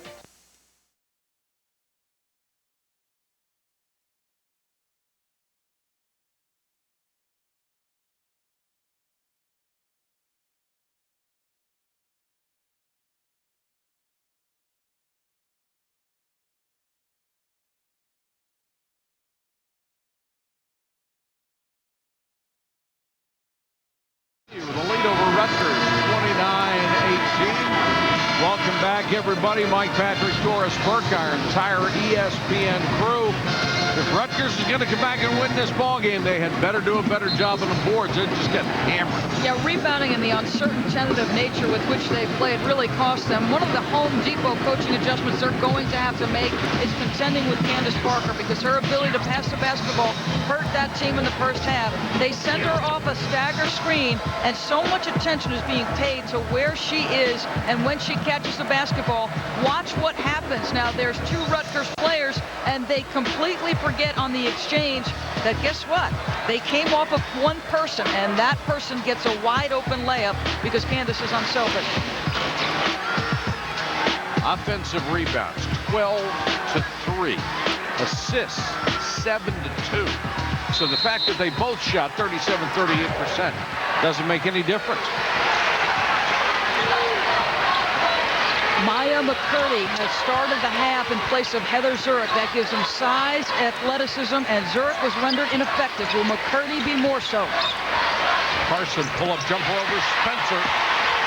And Rutgers comes with that vaunted 55, the staple of Vivian Stringer's system. Will it have an impact? Foul is going to be called on Prince. That will be her third. Foul number 10, Epiphany Prince. Her third personal, first team foul of this She's coming off her best game of the tournament. For the first time we've been covering Rutgers for a while in this tournament, Doris. We saw them blink in the first half. They showed signs of cracking. Yeah, this is a group that's composed of individuals with great character, but I think perhaps for the first time it dawned on a team with no seniors. Boy, we're playing for a national title. Parker baseline. She's in that close. She's going to score. He has now got 11 points.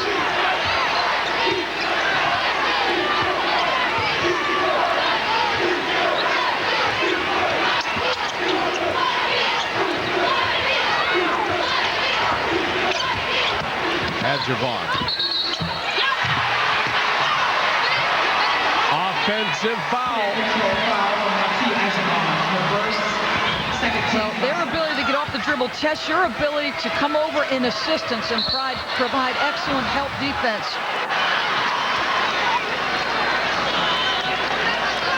This foul will be on McCurdy. Her third. Her third, team third. Remember, Rutgers is not that deep.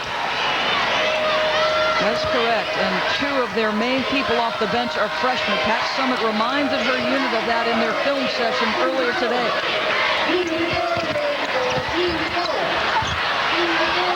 Another offensive rebound. Parker, some contact, no whistle, and Parker knocks it down. Another good no call, it looked like. Yeah, I like that. I mean, she might have used that left hand to push off, but she is just so skilled off the dribble and rise and fire. You will not block that shot. Biggest lead of the game at 33-20. This is a danger zone for Rutgers. In spite of their great outside shooting in the semifinal, this is a team not built to come from behind in a hurry. Adjavon, nice cut down the lane, goes to the right hand, can't get the shot. And that's a foul on the rebound try as Adjavon got her hands on it. Well, Candace Parker was named the Wade Trophy winner. There's talk that she's the best player college basketball has ever seen. How about the dribble between the legs by the 6'4" sophomore forward? That was pretty.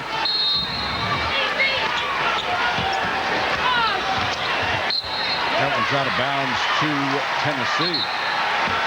Go to Holly. Well, we have seen Candace Parker put the ball on the floor like she's a small guard countless times. In fact, she's listed as a guard, forward, and center in their media guide. But one of the reasons she's so good with the ball is growing up. She first held the ball when she was 2 years old. She could walk at 8 months, so she was always very active. Her dad, Larry, knew she was going to be a tall kid because she was 50 inches tall in kindergarten. So he forced her, or suggested that she use both hands all the time and that she learn how to handle the ball. Great training.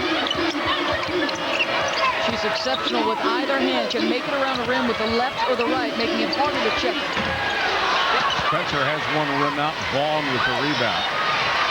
I think Rutgers needs to make a concerted effort to get Kia Vaughn some touches on the box. Sydney Spencer is facing her, but do something to get that powerful body open. That would help. Rutgers once has come from 11 down. And there's Vaughn, and she missed a point-blank look. Got it back. Into the lane over Parker. They have come from 11 down, but never this far this year. Anasicki against the double team. Bobbitt, good pass over the Hornbuckle. Tennessee concentrating so hard on the inside game. Here comes the double team on Parker. Nearly lost it. Saved by Bobbitt. 7 on the shot clock. Bobbitt. And she's fouled. Kia Vaughn was 3 for 5 in the first half. She finishes at a high percentage. She misses the chippy. A little mishandled by Hornbuckle, and that allows her a second chance opportunity. I think we still have to go to her and allow her to get some touches and see if she can be effective. Foul was on Adjavon, her second. This Rutgers team is so unbelievably young. 5 freshmen, no seniors. The 2 most experienced players are Carson and Adjavon, the juniors. Parker goes with a left hand. Can't hit that. Vaughn with the rebound. Adjavon pushes it up. McCurdy got the roll. Great play. She knew that a shot blocker extraordinaire was in her grill, so she gets it high off the window. There's the trip. Bobbitt goes down hard.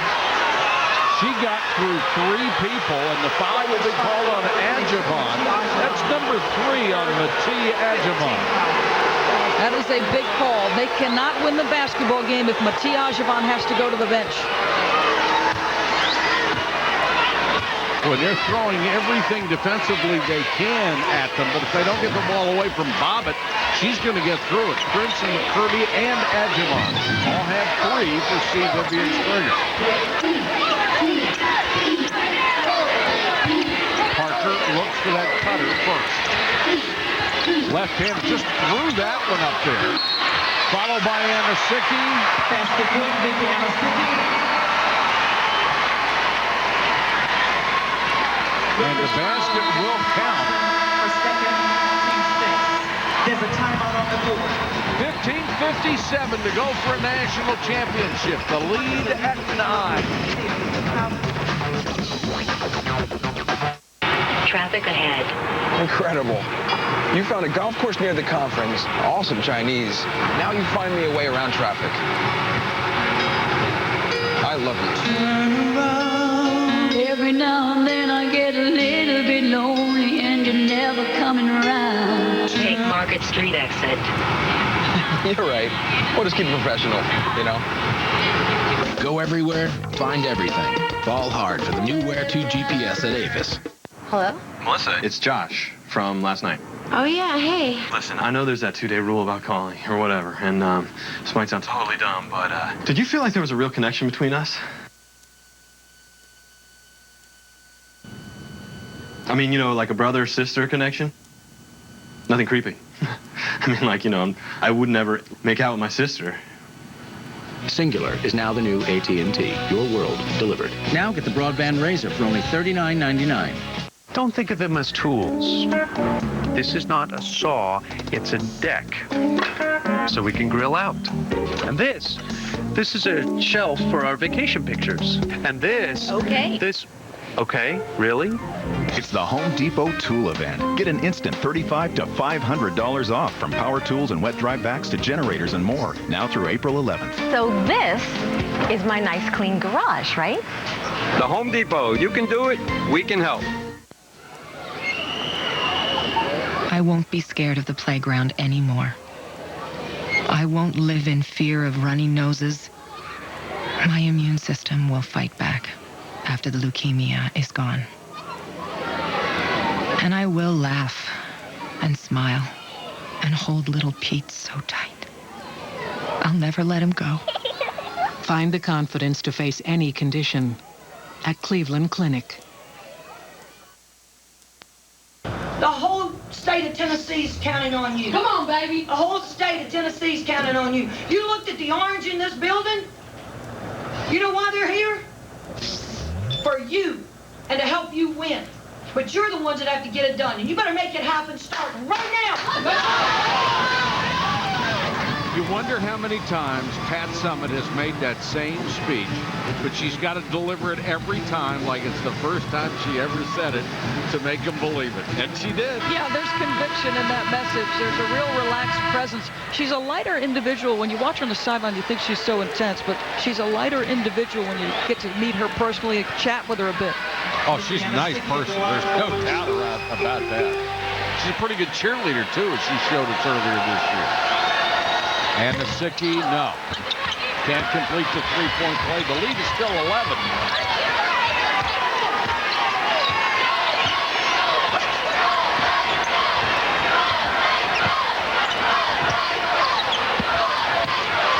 Vaughn. Double team, got it anyway. Every time she touches it, something positive happens back to Rutgers. They should just ride her. Look at that field goal percentage.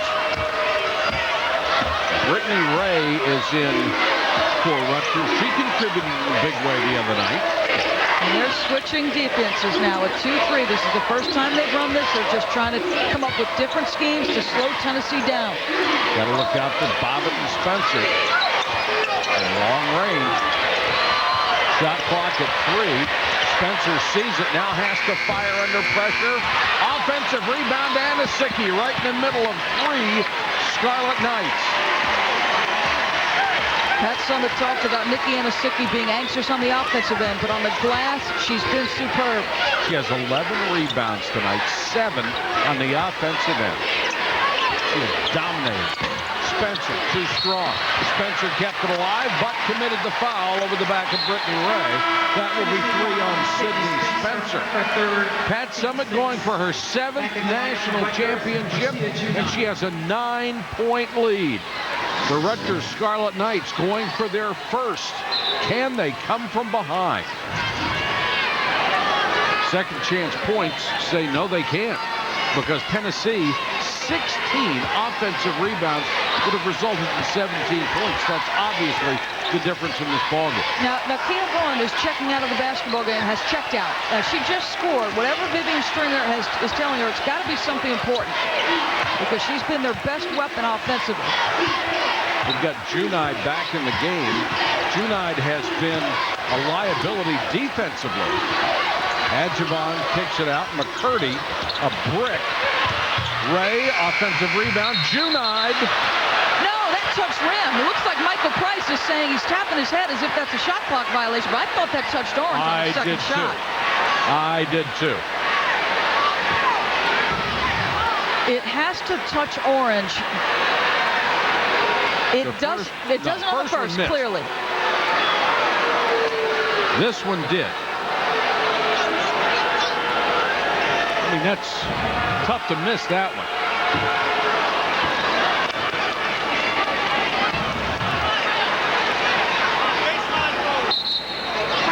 All right, the shot clock won't reset for that. Now they're going to call it an inadvertent whistle. And Rutgers will get the ball back. So it really didn't result in any Rutgers points because they did not score on the third shot. So Lisa Mattingly going to give clarification to both coaches. That would seem to be a fair rule. That's correct, because Rutgers had possession. They made the shot. It was at that point the horn went off because there was no reset. So this is exactly what should happen. But there's 29 seconds on the shot clock. That's the only part of that I would question. No, what should happen, Mike, they got the third shot, so about 1 second went off. The clock is appropriate. Yeah, you're right. One of the few breaks Rutgers has gotten for second chance points opportunities. They need to take advantage of it. Kia Vaughn's back in. Carson picked up her dribble. 8 on the shot clock. Tenacious defense by Tennessee. Hornbuckle will pick up her second foul, fighting through that screen. I like that, though. They were so aggressive in denying the basketball. Pat Summitt has got to applaud the effort of Hornbuckle. She's trying to keep it out of Ajvan's hands. Third team foul on Tennessee. Rutgers has committed 6.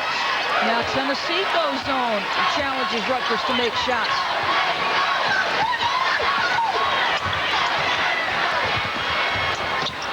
Three-pointer is bricked out of the corner by Ray, but there's the follow. 12 points for Kia Vaughn and a whistle. Now, Kia Vaughn continues to be a force inside. Sydney Spencer looks like maybe changes the trajectory of that shot, and Vaughn, the offensive putback. Good stuff by Kia. There's a delay of game warning on Adjavan for slapping the ball after the basket. Players love to do that so they can set their defense. Just 7. 35-28, you're right. Can they make a run?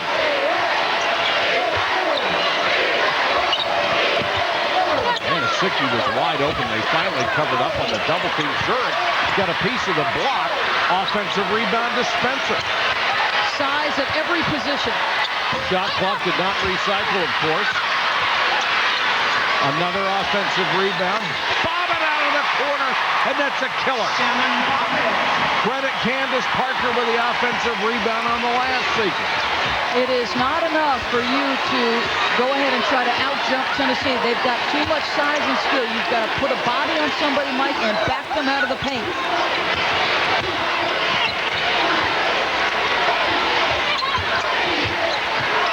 Vaughn wants the ball. They get it to her against Parker. It's a tough shot for her, and it rattles in and out.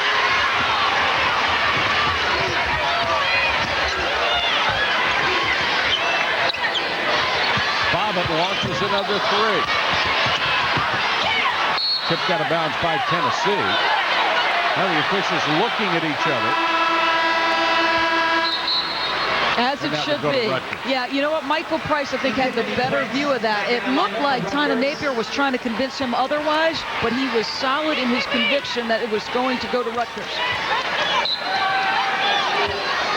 12-14 to go in this championship game, and a 10-point lead against Rutgers is big because they take so much time on every possession. If they score at the normal rate, they're not going to get that many possessions. Adjavan can't hit the 3. They don't get any second chance opportunities. Bobbitt kicks it back out. Spencer. Bobbitt wide open. Got it! Another dagger in the heart. Great ball movement. I mean, that is Candace Parker looking to distribute on the fast break. The floor was spread.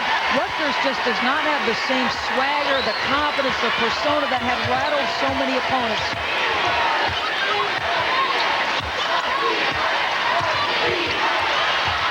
Bobbitt got it away from Adjavan. Hornbuckle, great head fake. You got to get a timeout right now. This has gotten away from you. Your team has got no confidence at this point of your Vivian Stringer. Get a timeout. The lead has grown to 15, the biggest of the game. And Rutgers' dreams of a national championship starting to slip away. Shannon Bobbitt is starting to rain threes from all over the floor. She distributes to Sydney Spencer, who gives it right back. And this Tennessee team looks very confident. Pat Summitt saying, get back on defense. Hornbuckle gets out in the open floor. Nice hesitation. Card.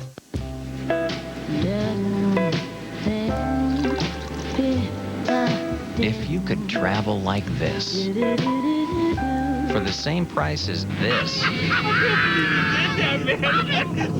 why wouldn't you? It's the same with auto insurance. With discounts up to 40%, it's possible to get the personal service of a State Farm agent for the same or less than those other guys. Call an agent 24/7 or visit statefarm.com.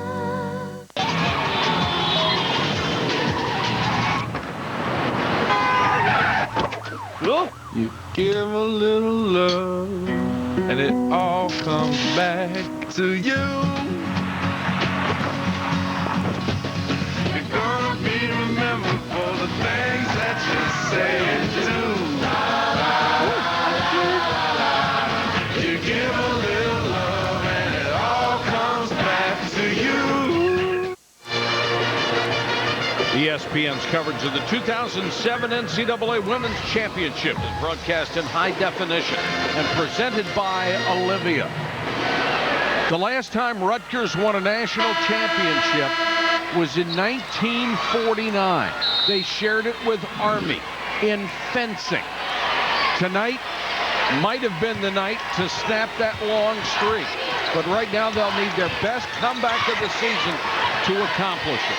Let's give some credit to the offensive rebounding ability and the defense. Tennessee, we talked a lot about Rutgers' defense. How about Tennessee? 28 points on the board with 10+ remaining. They have been brilliant. Adjavon with a miss. Offensive rebound, a rare one for Rutgers, but the miss by Carsons before Parker kicked it out of bounds. There's a timeout on the field. Timeout. 10:40 to go in the championship game. The lead is 15. Now, who can tell me how much distance we need to keep between ourselves and the car in front of us? Mr. Light. Just enough to get a good draft, I guess. 2 or 3 inches? Correct. And, no, wait, you mean 2 or 3 seconds? Seconds for what? Seconds behind. I'm not getting 2 or 3 seconds behind anybody. You mean inches? NASCAR Busch Series at Nashville. Telecast presented by Tractor Supply Company. Saturday on ESPN. It's the biggest night in the world. The 2007 CMT Music Awards, hosted by Jeff Foxworthy. The awards are fan-voted, so vote her up at CMT.com. Plus, check out exclusive behind-the-scenes clips and videos of the nominees. The fastest way to get there is with Comcast high-speed internet. We're talking high speed. The 2007 CMT Music Awards, live Monday, April 16th at 8, 7 Central. Your party, our house. Buckle up. Vote for your favorite with Comcast high-speed internet. Order today, 744-1900. Do you have a lot of work to do around the house? The place to start is your neighborhood Ace. Count on Ace for helpful advice throughout the store. Whether it's cutting keys, cutting glass, or screen door repair, Ace has it all. And we can help you match the perfect color of paint. And you can earn extra rewards every time you shop. Thank you for shopping at Ace. Let the experts at Ace make your home projects a snap. Ace, your neighborhood helpful place.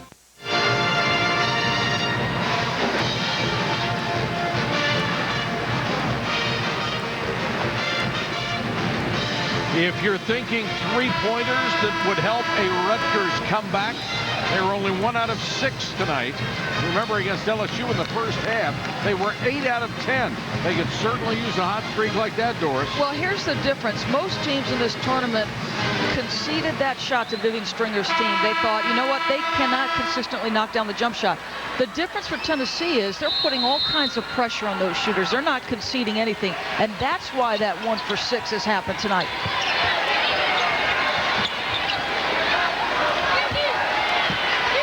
Great coaching move by Pat Summitt. She saw what happened. 8 out of 10. A huge boost. Vaughn against the double team. She's fouled. Tennessee foul on Candace Parker. Wow. I wouldn't mind seeing that one again. If she could get up and she blocks with either hand, Candace Parker. At the line for 2 shots, number 15, Kia Vaughn. Does have some physical skills, doesn't she? Vaughn's been the big offensive weapon for Rutgers tonight. 12 of their 28. Well, we get the benefit of the second look. You know, Candace Parker is an outstanding shot blocker. Yeah, that's an absolute foul, no question. Ooh, she can't believe it. Has there ever been a player who's admitted to a foul? Not one. Vaughn hits them both. 43-30. Parker will help on the press. It's such a good ball handler. And she can throw over the top of the defense. Bobbitt hits another 3. Holy cow, she had a big second half. Bobbitt has a dozen. Her 4-3, she has been so confident, the smallest player, but her teammates say she's got the biggest heart. At 5'2", she is the shortest player ever offered a scholarship in the Southeastern Conference. Vaughn got it back. Got it back again and walked.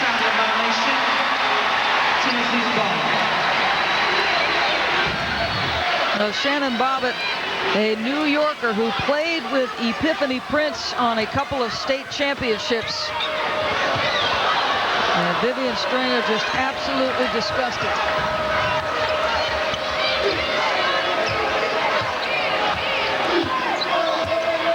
(46-30).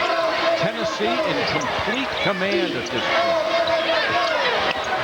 They've done a great job of that high-low passing. And Bobbitt's starting to feel it now. Misses that one. Good job by Prince to come under control. Or Bobbitt would have taken another one away from him. 9:09 to go. And now they start to try and get in front of Kia Vaughn, force the lob pass with Candace Parker waiting to give some assistance. The outside game is going to have to work. Prince drives and draws a foul. Tennessee foul on Candace Parker.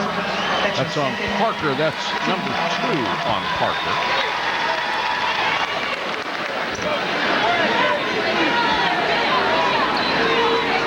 Prince at the line.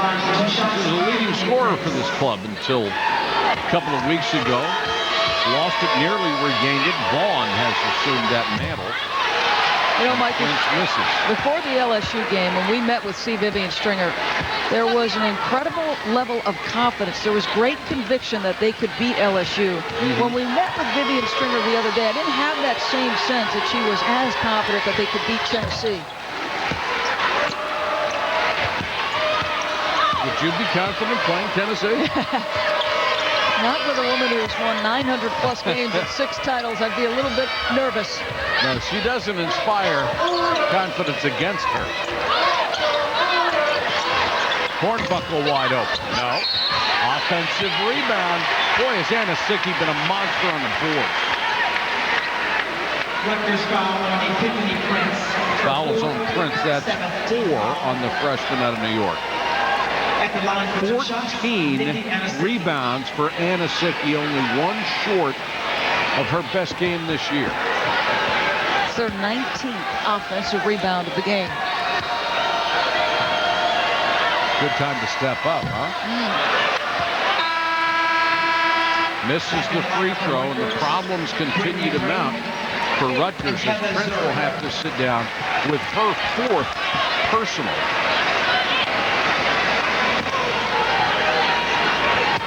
See, Vivian Stringer won't be able to leave her there for very long. You can bet on that. Second is no good. Look at Bobbitt. 5'2", she gets an offensive rebound. Adjavon dribbles out of trouble. Zurich, good head fake to get open and then makes the shot from 18 feet. You're going to have to start coming with some pressure and them to turn it over. This is a team that's got to start to get some of its swagger back, and you got to do it pretty soon, Mike. This game is close to being over. Well, if Shannon Bobbitt is going to get offensive rebounds against you at 5'2", it is over. Parker didn't get the roll on that one.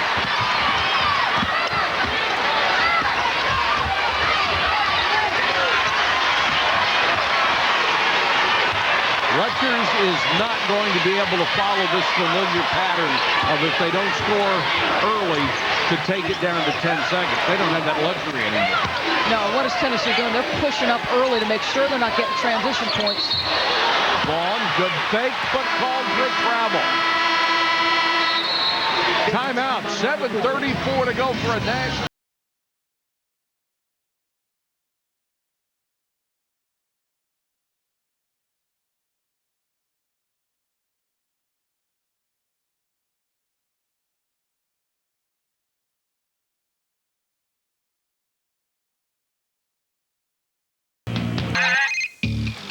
Uh-oh. Oh, boy. Oh, no. Not good. The board's asking questions. Hard questions. About our global integration strategy. Global integration strategy? You know, the world is flat. Do we have a strategy for that? That's what they want to know. Uh-oh. Boy. Oh, no. Not good. They're looking for innovation. A plan. A schedule. Answers. Soon. Yesterday. No. Oh, boy. Oh, no. Not good. What do we do? Traffic ahead. Incredible. You found a golf course near the conference. Awesome Chinese. Now you find me a way around traffic. I love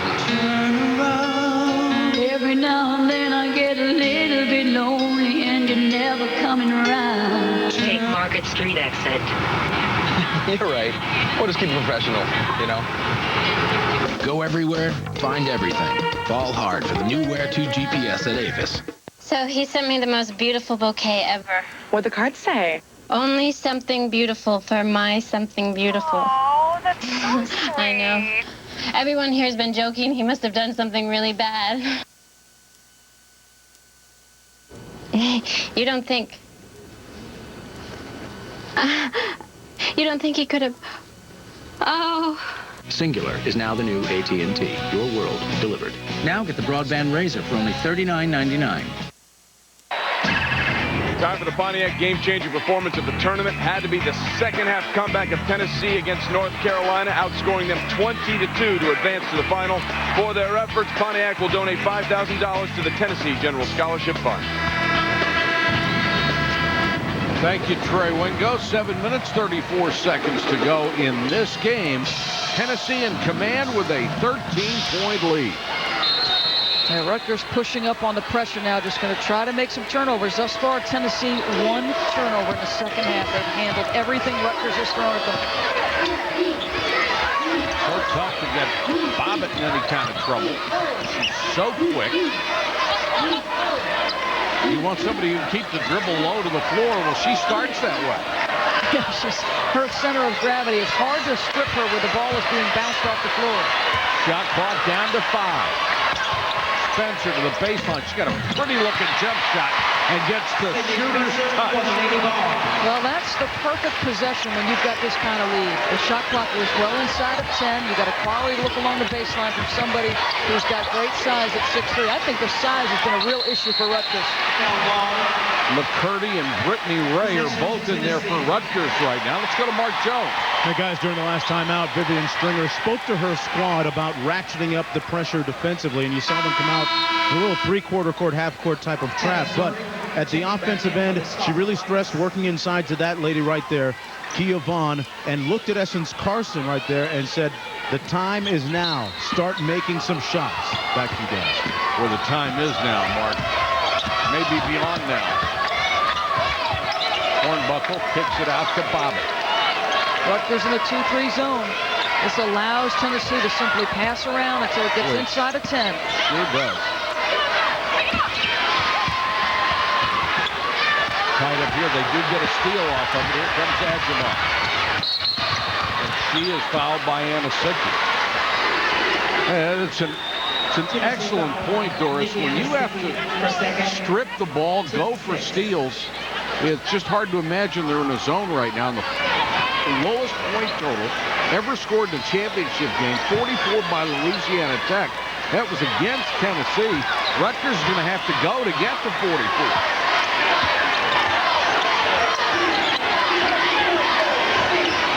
Ray. Anasicki tries to save, and it's out of bounds. Boy, Nikki Anasicki, I thought she saved them in the semifinal. She was doing a terrific job scoring, rebounding, setting screens, blocking shots. You see the offensive rebounding disparity. She's been a huge force tonight on the backboards and been the major factor in that offensive rebounding differential. Don't see a lot of sense of urgency from the Rutgers offense right now. Zurich gets the ball, missed. Pialon scores, and she'll draw a foul. I know you don't want to panic, but you do have to hurry. Yeah, you have got to have as efficient an offensive set as you can get. You've got to go in the first 10 seconds. Zurich, a little free throw line jump shot. Vaughn has been sensational all night. They gave the foul to Spencer. That's 4 on Spencer. 16 points for Vaughn. Doesn't get the bounce on the free throw. 5:48 and counting. The lead is 13. No pressure on Bobbitt as she brings it up. Vaughn, 7 out of 13. The rest of the team, a lot of bricks.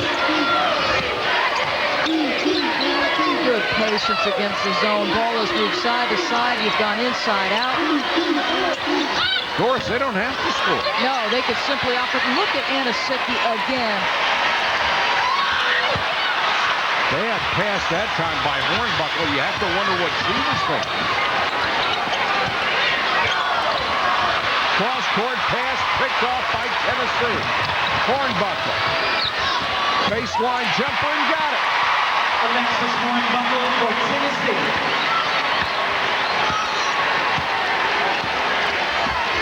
$50-35.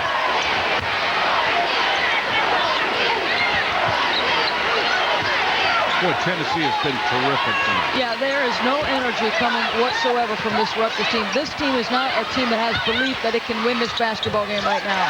Zurich knocks it down. Here comes the defensive pressure, finally.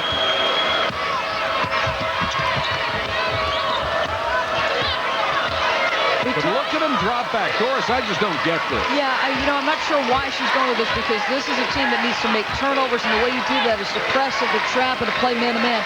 But that last graphic, remember what we said at the start of this telecast, Mike? Somebody besides Parker had to make shots. 33 between Bobbitt and Spencer. There was your answer. Parker fadeaway.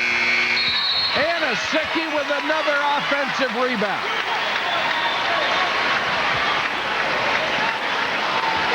And you look at the defense Rutgers is playing right now. They're virtually conceding the ballgame. Yeah, I mean, this is a team that has had great belief in its ability to beat its opponents. From the outset tonight, it was a team that lost its swagger. Shooting 1 and 1 for Tennessee, Nikki Anasicki. Anasicki at the line, 6'4" junior out of Staten Island, New York. 16 rebounds, 10 of them on the offensive end. A season high for Nikki Anasicki.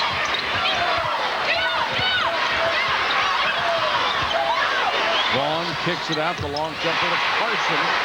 Had a toe on the line, it's a 2-point jumper. Tennessee will call a timeout at the 3:44 mark. This is a 30-second timeout. It's about the press bait from this point forward, and the best option they have, Mike, is get the ball to Candace Parker at 6'4" in the middle of the floor and let her just look over the defense. Let's go to Holly Rowe. Holly? Well, Tennessee had a turning point in their season. It was a 9-point loss in the SEC semifinals to LSU. They were embarrassed. Candace Parker had a career-low 4 points, and they had a team meeting after that. Nikki Anasicki was the leader in that meeting, and Candace Parker says, she let me have it. She let me know that I had let the team down and that I needed to get my act together. Anasicki was the leader and had them all write down what their roles would be for the rest of the year.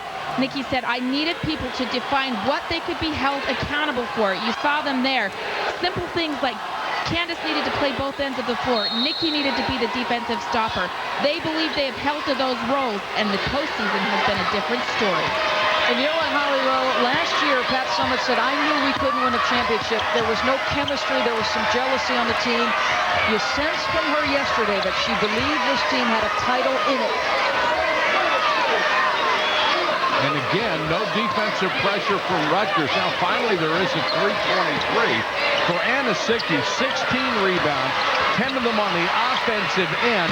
Those are both career highs. What a brilliant way to finish the season with a career performance in the national championship game.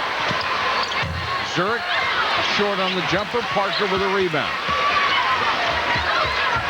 Kicks it ahead to Hornbuckle. And this is all Tennessee needs to do. Just space the floor. Make sure you do not shoot it inside of 10. I don't understand the zone. Again, you've got to come out and trap and press, start fouling if you have to. No, it's mind-numbing to me that you're down to 11 and you're playing that kind of defense. Adjavon knocks down a three. It's a huge shot for her and gives Rutgers some hope. And now they push up with the pressure. Pat Summitt says, run the offense.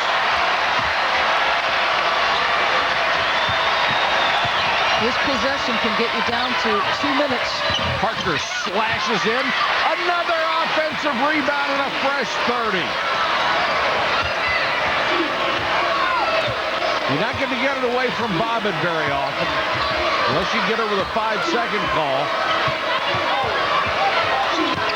Hornbuckle under 2 minutes. Leans into it. Offensive rebound, Parker in the foul. Now, Pat Summitt has won 6 titles. Very often they were the most dominant rebounding team in the country when they did it. She called this one of the worst rebounding teams in her history, but they focused on it in the postseason. They are now +8. And tonight, the difference in this game has been their ability to offensive board it. There have been white jerseys pounding the glass night after night. It has resulted in multiple second chance opportunities, and Tennessee is 1 minute and 45 from giving Pat Summitt number 7.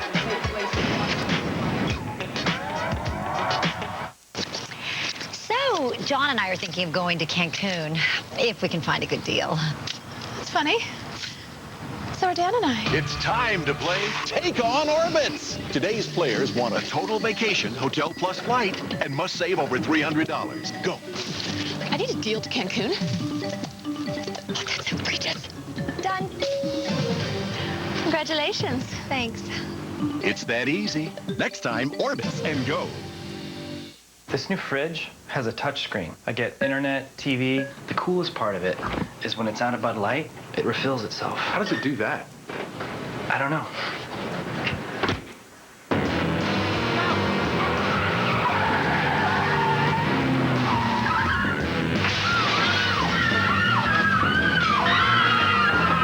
Refreshingly smooth Bud Light. Always worth it. I don't know how it does it, and I don't care. What will you do? Kill as many as I can. After? There'll be no after. Pathfinder, Legend of the Ghost Warrior. Rated R for strong, brutal violence throughout. April 13th. The Lowe's Senior Class Award honors achievement in competition, excellence in the classroom, community service, and outstanding character. Lowe's recognizes scholar athletes who are building a bright future for themselves and their communities. Lowe's, let's build something together. On behalf of the over 200,000 Lowe's employees, we congratulate Allison Bales of Duke University for winning the 2007 Lowe's Senior Class Award for women's basketball. Ahead on SportsCenter, a big surprise in the Giants opener. What the Packers should do in the draft to help Brett Favre, plus why Pac-Man Jones could reportedly miss half the season after the game. The NCAA Women's Championship, presented on ESPN by Orbitz, is brought to you by Pontiac, the official performance machines of the NCAA. Elva Elvis was in the first class in the Rock and Roll Hall of Fame 1986. It also included Chuck Berry, James Brown, Ray Charles, Fats Domino, and Buddy Holly. That's a pretty good class to be in. Candace Parker at the line. Love Ray Charles. Love his music. Parker at the line. A 16-point lead has been cut in half. Parker's so smooth.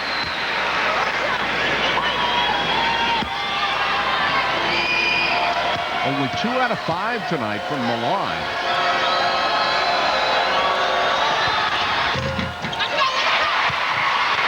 (52-42). Her mom and her boyfriend, Sheldon Williams. Got to be really efficient here. As many quick hitters as you can score on. Adjavon. Bobbitt. Triple teamed, out of bounds to Tennessee. Even triple teamed, you think she's going to get out of it. Her dribble is so low to the ground, it's almost impossible to strip her. And the City will inbound. You have got to start fouling if you do not get a quick strip. You have got to make this game as long as you can. There it is. And Parker draws the foul from Carson. Rutgers foul on SS Carson. Rutgers, that's her third. Yeah, they did a heck of a job shooting threes. When they make shots, they are tough to beat. Tonight, they were unable to, Mike. And I think that has to do with the strategy of Tennessee coming out and pressuring them from the outset. 10 out of 20 in the semifinal, but the bigger story was 8 out of 10 in the first half. And Parker will go to the line. Check in with Holly. Well, there's been so much talk that Candace Parker may declare for the WNBA draft and leave school early. Tennessee has released a statement saying they believe that she is not eligible because she will not graduate until May 2008. She has said she's coming back to school. Her coach, Pat Summitt, said she believes that she's coming back to school. But some sources have said that there is big money for Candace Parker out there if she would declare early for the WNBA, not just in endorsements, big money to play in Russia or Korea as Kia Von scores there. Big decision for Candace Parker coming up. Now, the big money is overseas, particularly in Russia, where they're willing to pay a ton for players. Yeah, between $600,000 and $1 million. This is an unprecedented situation in the history of women's college basketball. Clearly, with Sylvia Fowles and Candace Parker, much of the talk centered around whether either of those two would declare early. She's shooting 2. Sylvia Fowles is out of the draft. She had to declare by 5 p.m. the day after she lost. Candace Parker would have until 10 a.m. tomorrow, but Holly's point is an important one. If she is not on track to graduate in the year she wishes to be drafted, she is ineligible. Parker has built the lead to 11 with only 1:08 to go. Make it 12. And Rutgers wasted so much time in that zone defense and allowing Tennessee to burn one possession after another off the shot clock. And there's a pass to Kia Vaughn, too strong by Prince. And really, at this point, 2-pointers aren't going to do you any good either. No. It's going to be a hold before any time goes off. Boy, and Zurich just reached out and grabbed Auguste and wouldn't let her go. Auguste wants an intentional foul and was upset about it. And that should have been called an intentional foul. If you grab somebody like that just with the idea that you're going to create the foul, you're not making a play on anything. And obviously they're going after a 65% free throw shooter in Alberta Auguste. Well, Pat and Candace sharing a smile. It's extraordinary what Pat Summitt has done. She's averaged 28 wins per year over 32 years. This is her 7th season with 33-plus wins.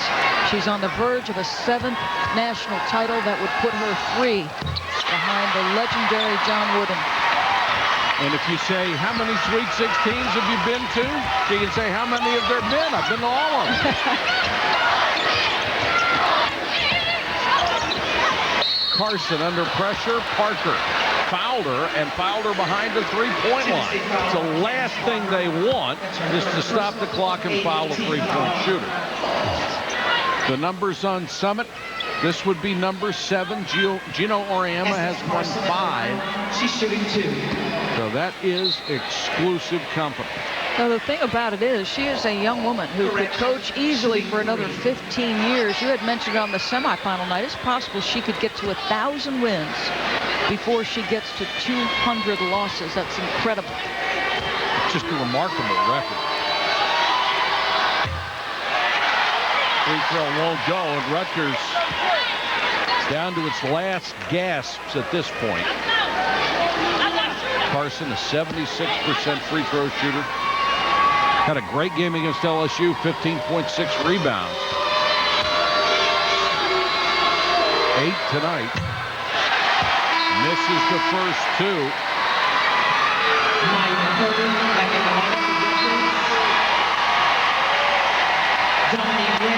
Dominique Redding will come in for Tennessee. To get her name in the scorebook as Anna Sickey goes out and gets a standing ovation from the Tennessee crowd and a few other people as well. She was brilliant in the middle. I thought she was their MVP in the semifinal. You could make a case for her being the MVP tonight. And Redding, a senior, nice gesture by Pat Summitt to get her in the game. Kia Vaughn hits the shot after 3 consecutive missed free throws. This is Bobbitt. They're trying to foul her. They have to catch her first. Good luck on that one. It took about 5 seconds. Foul will be on Adjavon. That's her 4th. We'll take a look at tonight's player of the game, brought to you by Powerade and Candace Parker with 17.6 boards and 3 assists. She's got her national title. We said at the start of this ball game that her legacy was on the deck. She asked not to be included with Shamika Holdsclaw and Tamika Catchings as the all-time greats at Tennessee until she had a title to her credit. Bobbitt knocks this one down. The rare junior college transfer into Pat Summitt's program. Well, Parker, whether she stays in school another year or not, with a brilliant future in professional basketball, maybe back next year for another championship. Bobbitt nearly swiped that one. Carson can't hit it, and another rebound to Parker. Shot clock is off.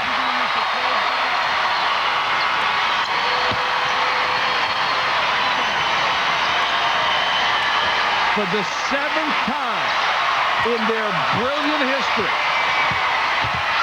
and for the 7th time in Pat Summitt's exceptional career, Tennessee wins a national championship.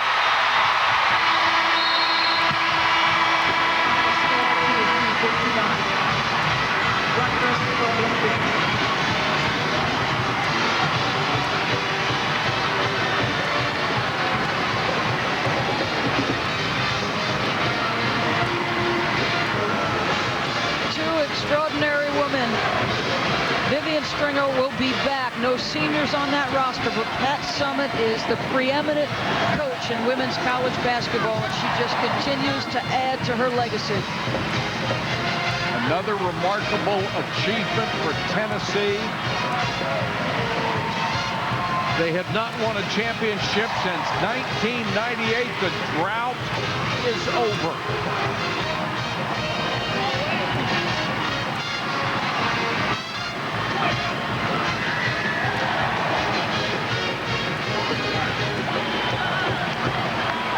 Holly Rowe. Holly. Coach Summitt, where did your team set the tone for this win? Obviously on the defensive end, and I just felt like defense and board play. Nikki Anasicki was just unbelievable on the board. Obviously, I'm really proud of them. I know in postseason sometimes your offense is not as sharp, but defense is all about heart and desire, and so is rebounding, and they really bought into those 2 aspects of the game. Coach, this team had to take a hard look at themselves before this offseason started. What do you think they saw, and how did they change it? Well, I told them championships are won in the offseason, and it would define who we are and where we're going based on how hard they were willing to work, because obviously they had to do that on their own. It was amazing when I saw them in the fall, the level of commitment they made in the weight room and on the court and working on their skills. And they're a much better team, and I feel like they deserve this because they certainly worked for it. All right, let's check in with Mark Jones, who's with Candace Parker. Thanks, Coach. Candace, congratulations, first of all. There's been so much hype surrounding your career since the time you were a senior in high school and the time at Tennessee, your 2 years. How much does this championship mean in terms of validating your collegiate career? I don't even care about that. I just wanted to win a national championship, and this team did that. Our banner is going to be in the rafters for forever, and we left our mark on Tennessee.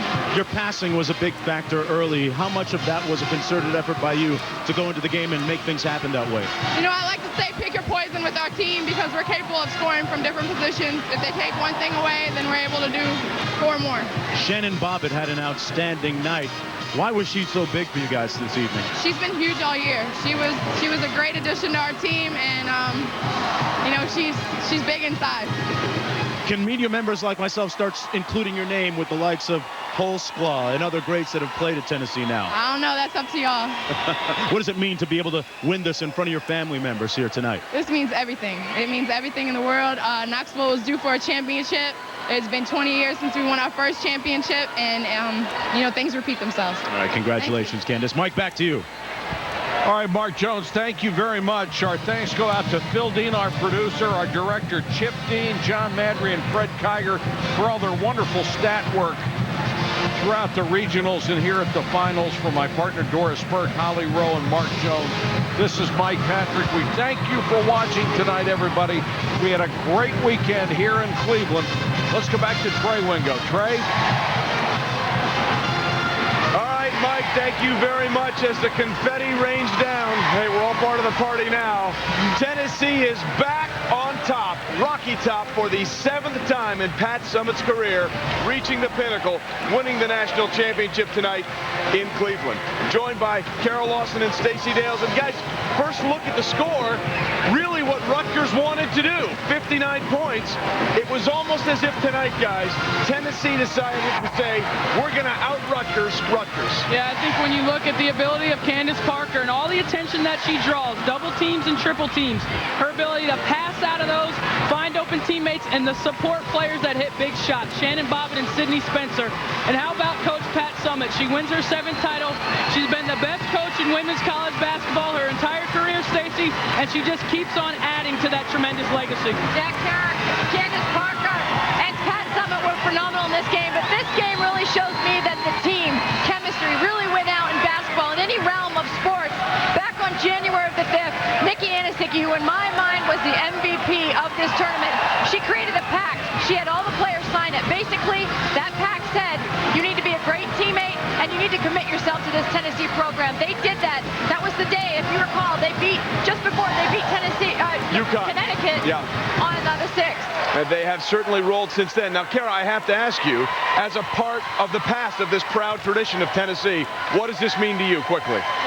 I'm really happy for Coach Summitt, and you know, you talk all the time, Tiger Woods recreates his swing, and he's big enough to do that. I think the humility of Coach Summitt, she recreates her program year in and year out and has the ability in this new age to still communicate with players and win at the highest level. Well, she doesn't have to answer the question anymore. How come you haven't won one since 1998? That one is gone. It is party time in Knoxville and in Cleveland. When we return, Mark Jones will have the trophy presentation.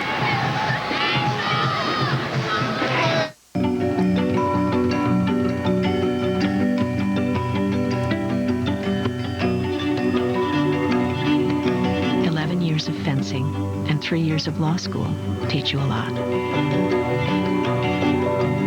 For him, it's confidence. For me, it's pride. Go to NCAAstudent.org to find out how your child could become one of the many student athletes who go pro in something other than sports. If these walls could talk, they'd say with field goal posts this narrow, threading the needle is not always done with your hands. If these walls could talk, they'd say you have to see it to believe it. Russell Athletic, ESPN Arena Football, Monday at 7:30 p.m. on ESPN2. Ahead on SportsCenter, a big surprise in the Giants opener. What the Packers should do in the draft to help Brett Favre, plus why Pac-Man Jones could reportedly miss half the season after the game. you can pay the lowest legal tax allowable by the IRS. And the expert staff at AFS Tax and Planning Group can make it happen. Carolyn McNichol is an enrolled agent licensed by the IRS. Carolyn adds 28 years of tax preparation for businesses and individuals. Plus, she further specializes in trust and estate returns. Discover the difference an enrolled agent can make at AFS Tax and Planning Group, where we refuse to be ordinary. So you were out sick yesterday? Yeah, I had a little throat thing.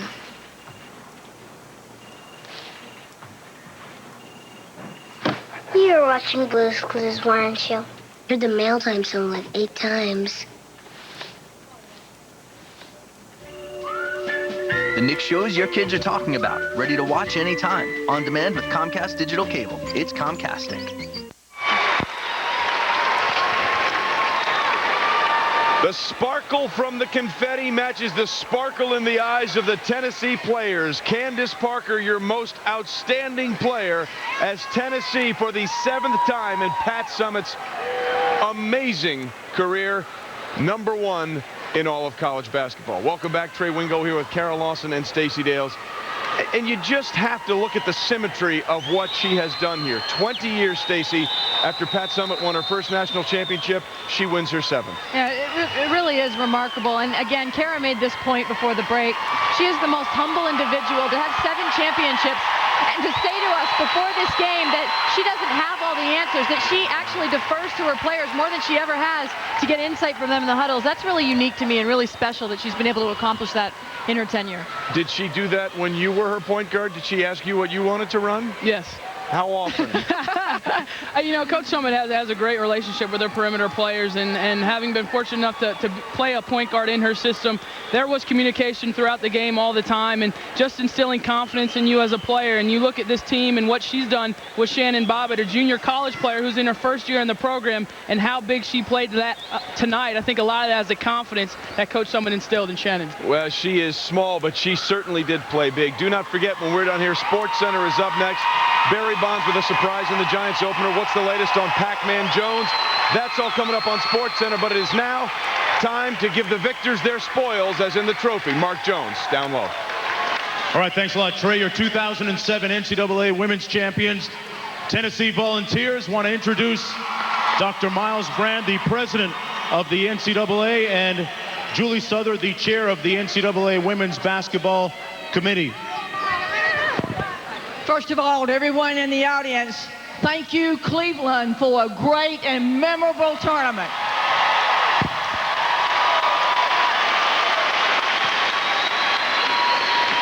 And now, on behalf of the NCAA and the Division I Women's Basketball Committee, it's our pleasure to present the National Championship Trophy to our 2007 champions, Coach Pat Summitt and Tennessee.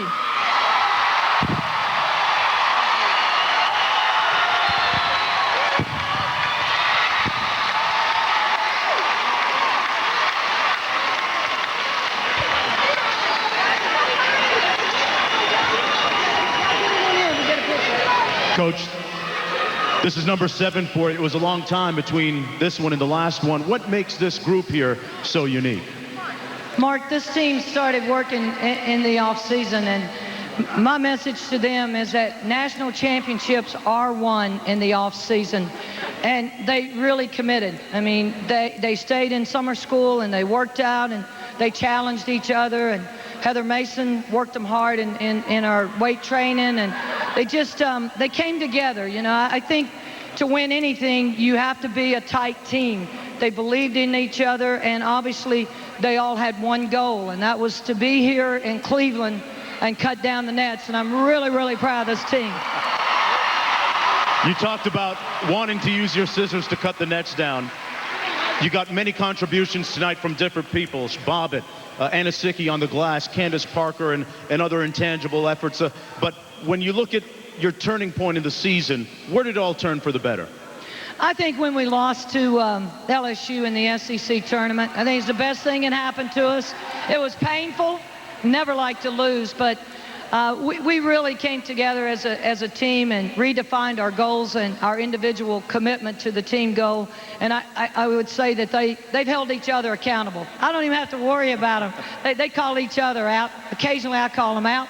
But tonight, I want you to know how proud I am of this team and how they deserve this because of the commitment that they made.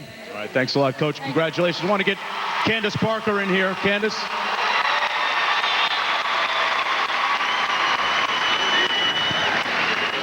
Candace, tonight came out and set the tone early with especially your passing. What does it mean to be now a national champion? I can't even describe it. This is something I've dreamed of ever since I was a little kid. This is what all of us came to Tennessee to do, and we did it.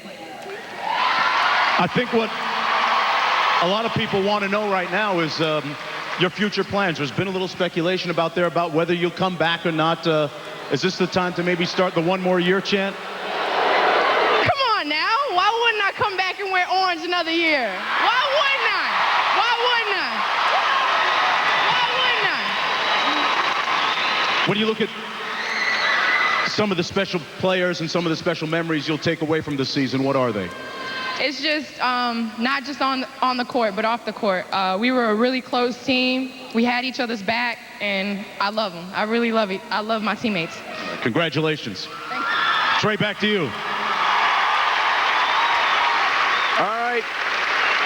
Mark, thanks very much. A lot of love for Tennessee right now, and they certainly love to rebound in this contest. Absolutely beasts on the board. 24 offensive rebounds in this contest for Tennessee, 42 overall. That's really where they won this game. It is joy in Knoxville and tears in Piscataway. But hey, don't forget, no seniors on that Rutgers squad. They will be back. And you just heard Candace Parker say she will be back for another year. We're coming right back to put this tournament to rest. Stay with us.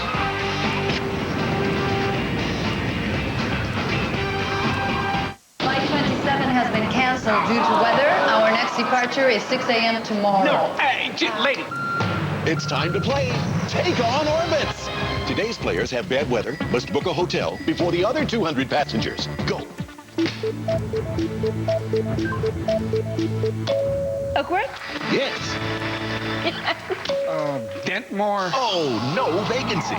Orbits TLC lets you find a hotel right from your phone. Next time, Orbits and go.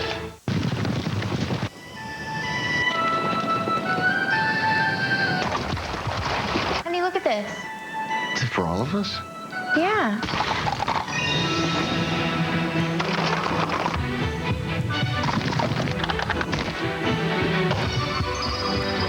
$1,600 for a week. Well, we can do that. Oh, yeah. The magic begins when you realize you can afford a Disney vacation. Other affordable packages all year long. Visit disneyworld.com/affordable. Marshall's Law number 265. Always think of the driveway as a runway. Get fashions from the designers you saw on the catwalk for the price of a copycat. Those who know Marshall's Law. No, I was actually a bit of an early starter. Well, I've probably invested quite a bit of money by now. You know, a little here, a little there. I should be in pretty good shape when I finally decide to call it a day. Well, fingers crossed.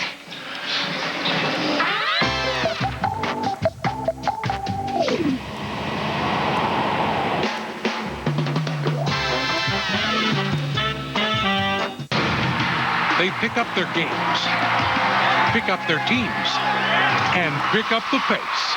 Enterprise salutes NCAA student athletes for picking us all up. Pick Enterprise. We'll pick you up.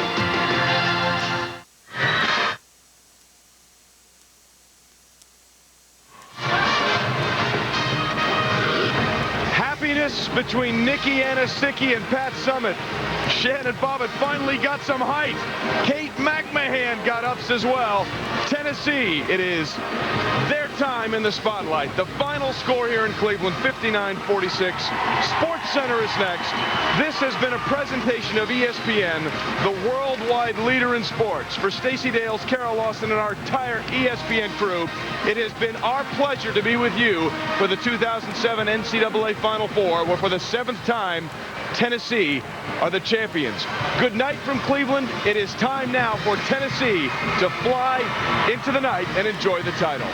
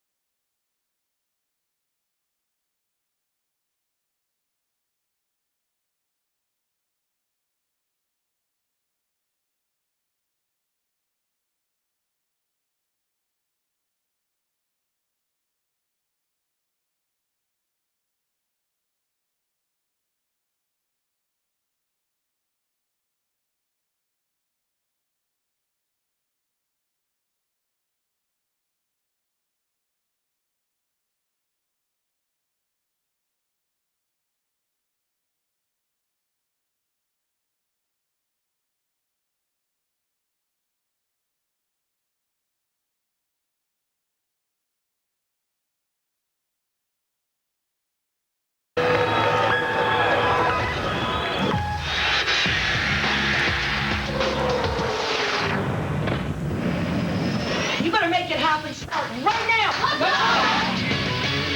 This is SportsCenter. We head back out to Cleveland with more on Tennessee's 7th national championship. Also, the Giants unveiling Barry Zito on opening day today in San Francisco. The other Barry, though, stealing the show. And after his meeting with the NFL commish, hear why Pac-Man Jones could be banned for the entire 2007 season.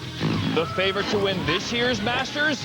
Not who you might think. His name and numbers on SportsCenter now.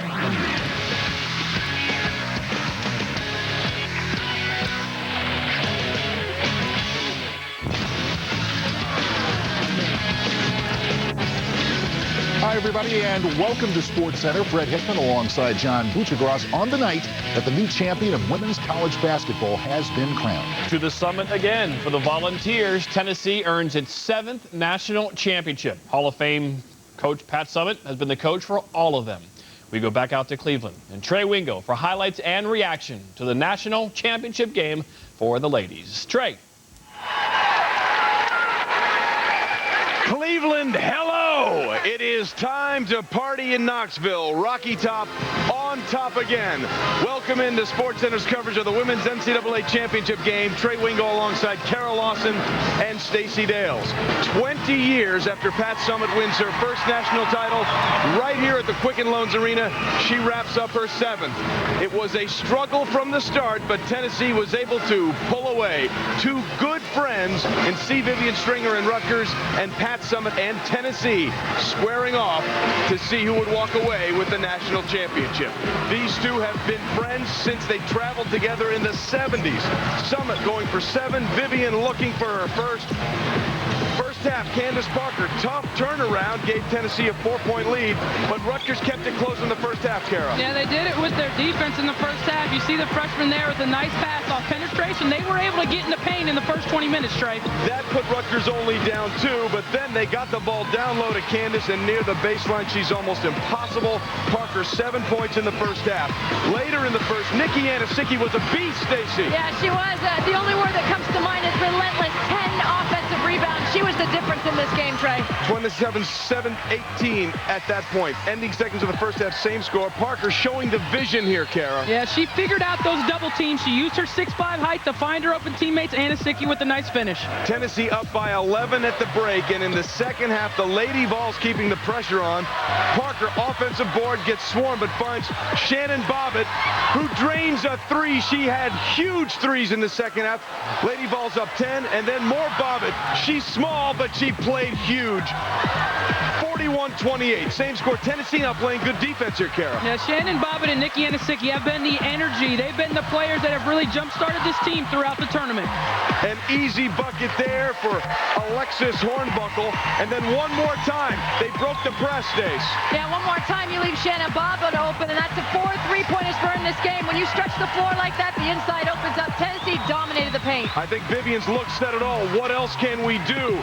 Better defense by Tennessee than Rutgers tonight, and a great steal and a finish by Hornbuckle. That put them up by 15, and the confetti came down. Candace Parker said she came to Tennessee to win a championship so she could be included with the greats. She hands that lady, Pat Summitt, the 7th of her career. The final score from Cleveland, 59-46. Give Rutgers credit. They never gave up. Kia Vaughn a double-double, 20 and 10. Candace Parker, 17 and 7, named the most outstanding player. But Pat Summitt no longer has to answer the question, how come you haven't won one since 1998? They had to do that on their own. It was amazing when I saw them in the fall, the level of commitment they made in the weight room and on the court and working on their skills. And they're a much better team, and I feel like they deserve this. How much does this championship mean in terms of validating your collegiate career? I don't even care about that. I just wanted to win a national championship, and this team did that. Our banner is going to be in the rafters for forever, and we left our mark on Tennessee. Just to put into perspective what it means for Pat Summitt to win her 7th Only John Wooden's 10 stand between her and being the most prodigious title winner, man or woman, in Division I NCAA history. Kara Lawson, you know Pat better than Stacy and I. You were a part of this program. What do you think this win means for her?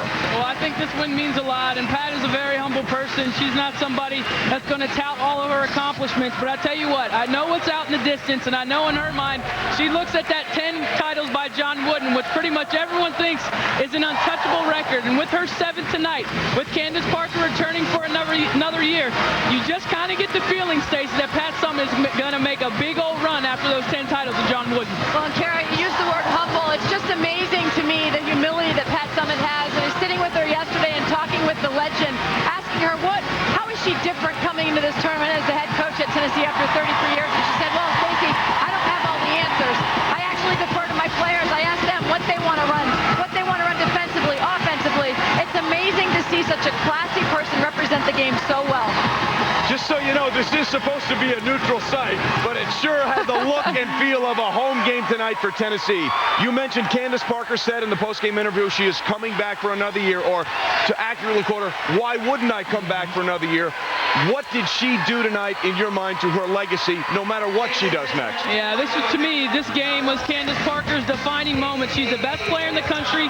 She's been talked about since she stepped foot on campus in Knoxville as being one of the great players. And tonight, she cements that legacy by leading her team to a national championship. She's up with all the grace right now with getting that title. She didn't have stellar games offensively in the Final Four, but when you look at the attention paid to her on the block, double and triple teams, she has the ability, and she got it done, and getting the other players involved and helping them score easier. The sign of true greatness. If they're putting 4 people on me, somebody else is open. Candace Parker had an exceptional tournament, most outstanding player. But boy, if you're given a hustle award, Stacey, it's got to be to the rebounding machine of Nikki Anisicki. She was absolutely phenomenal throughout the entire NCAA tournament in the women's game. I think in this tournament, she really defined herself as the MVP on that hustle side, because she had 16 rebounds in this basketball game, 17 at the offensive end. The only word that comes to mind is relentless. Leadership also comes to mind with this player. She was bound and determined to win a championship for her team. It was the supplementary players that got it done. Candace Parker's phenomenal, but the role players did it tonight. And she also did it in the semifinal against North Carolina when they really didn't have the energy. As for Rutgers, you wanted to see if they could shoot the same way they did in that semifinal against LSU. They just couldn't get that done. Vivian Stringer now speaking about the loss for Rutgers. But I don't want to put such a damper on it that it defines us and we're nothing. I think that there's so much credit that has to be given to the young ladies who came from nothing to do so much and basically stun everybody and everybody in the world, to the point where people could actually believe that we might be able to do some things. And I think that probably for the most part, when we saw the light at the end of the tunnel, we actually believed that too. But for some reason, maybe we read the headlines, maybe we realized it was a national championship game. We looked like we were, struck like a deer struck in the headlights. Simple as that. And by the time we rocked from that, just decided to settle down, it was a bit much. And I'm sorry about that for the players and for us and so many other people that, would have liked to share that. But I still love my team, and I think they did a wonderful job. And I'm really proud because they gave me a lot of confidence in, young people who struggle.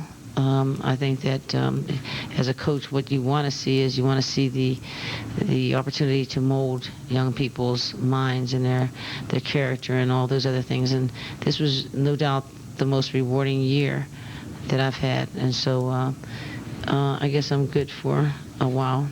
I feel good about that. Let's take a couple. Well, give Vivian Stringer and Rutgers a lot of credit. They never gave up, and they're not going away. This is a team that came within one game of winning it all without a senior essentially on their roster. Yeah, you look at the makeup of this team, and they just have just great toughness, tremendous work ethic, and this is a team that's you're gonna have to be a force to be reckoned with in the next couple years. And I love the players on this team, Stacey. We had an opportunity to visit with them.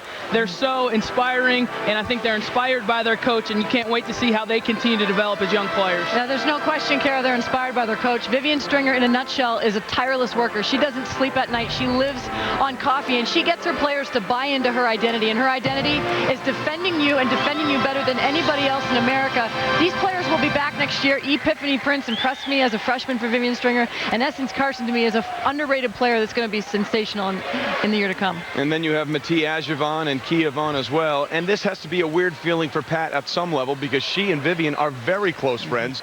They go back years. They actually roomed together at USA basketball festivals in the 70s trying to recruit players to take for the national team. Lots more coming from Cleveland later on SportsCenter, including a visit with Pat Summitt and the most outstanding player of the tournament, Candace Parker. That's it for now. Let's send it back to Bristol. Thank you, Trey. More from the women's Final Four inside.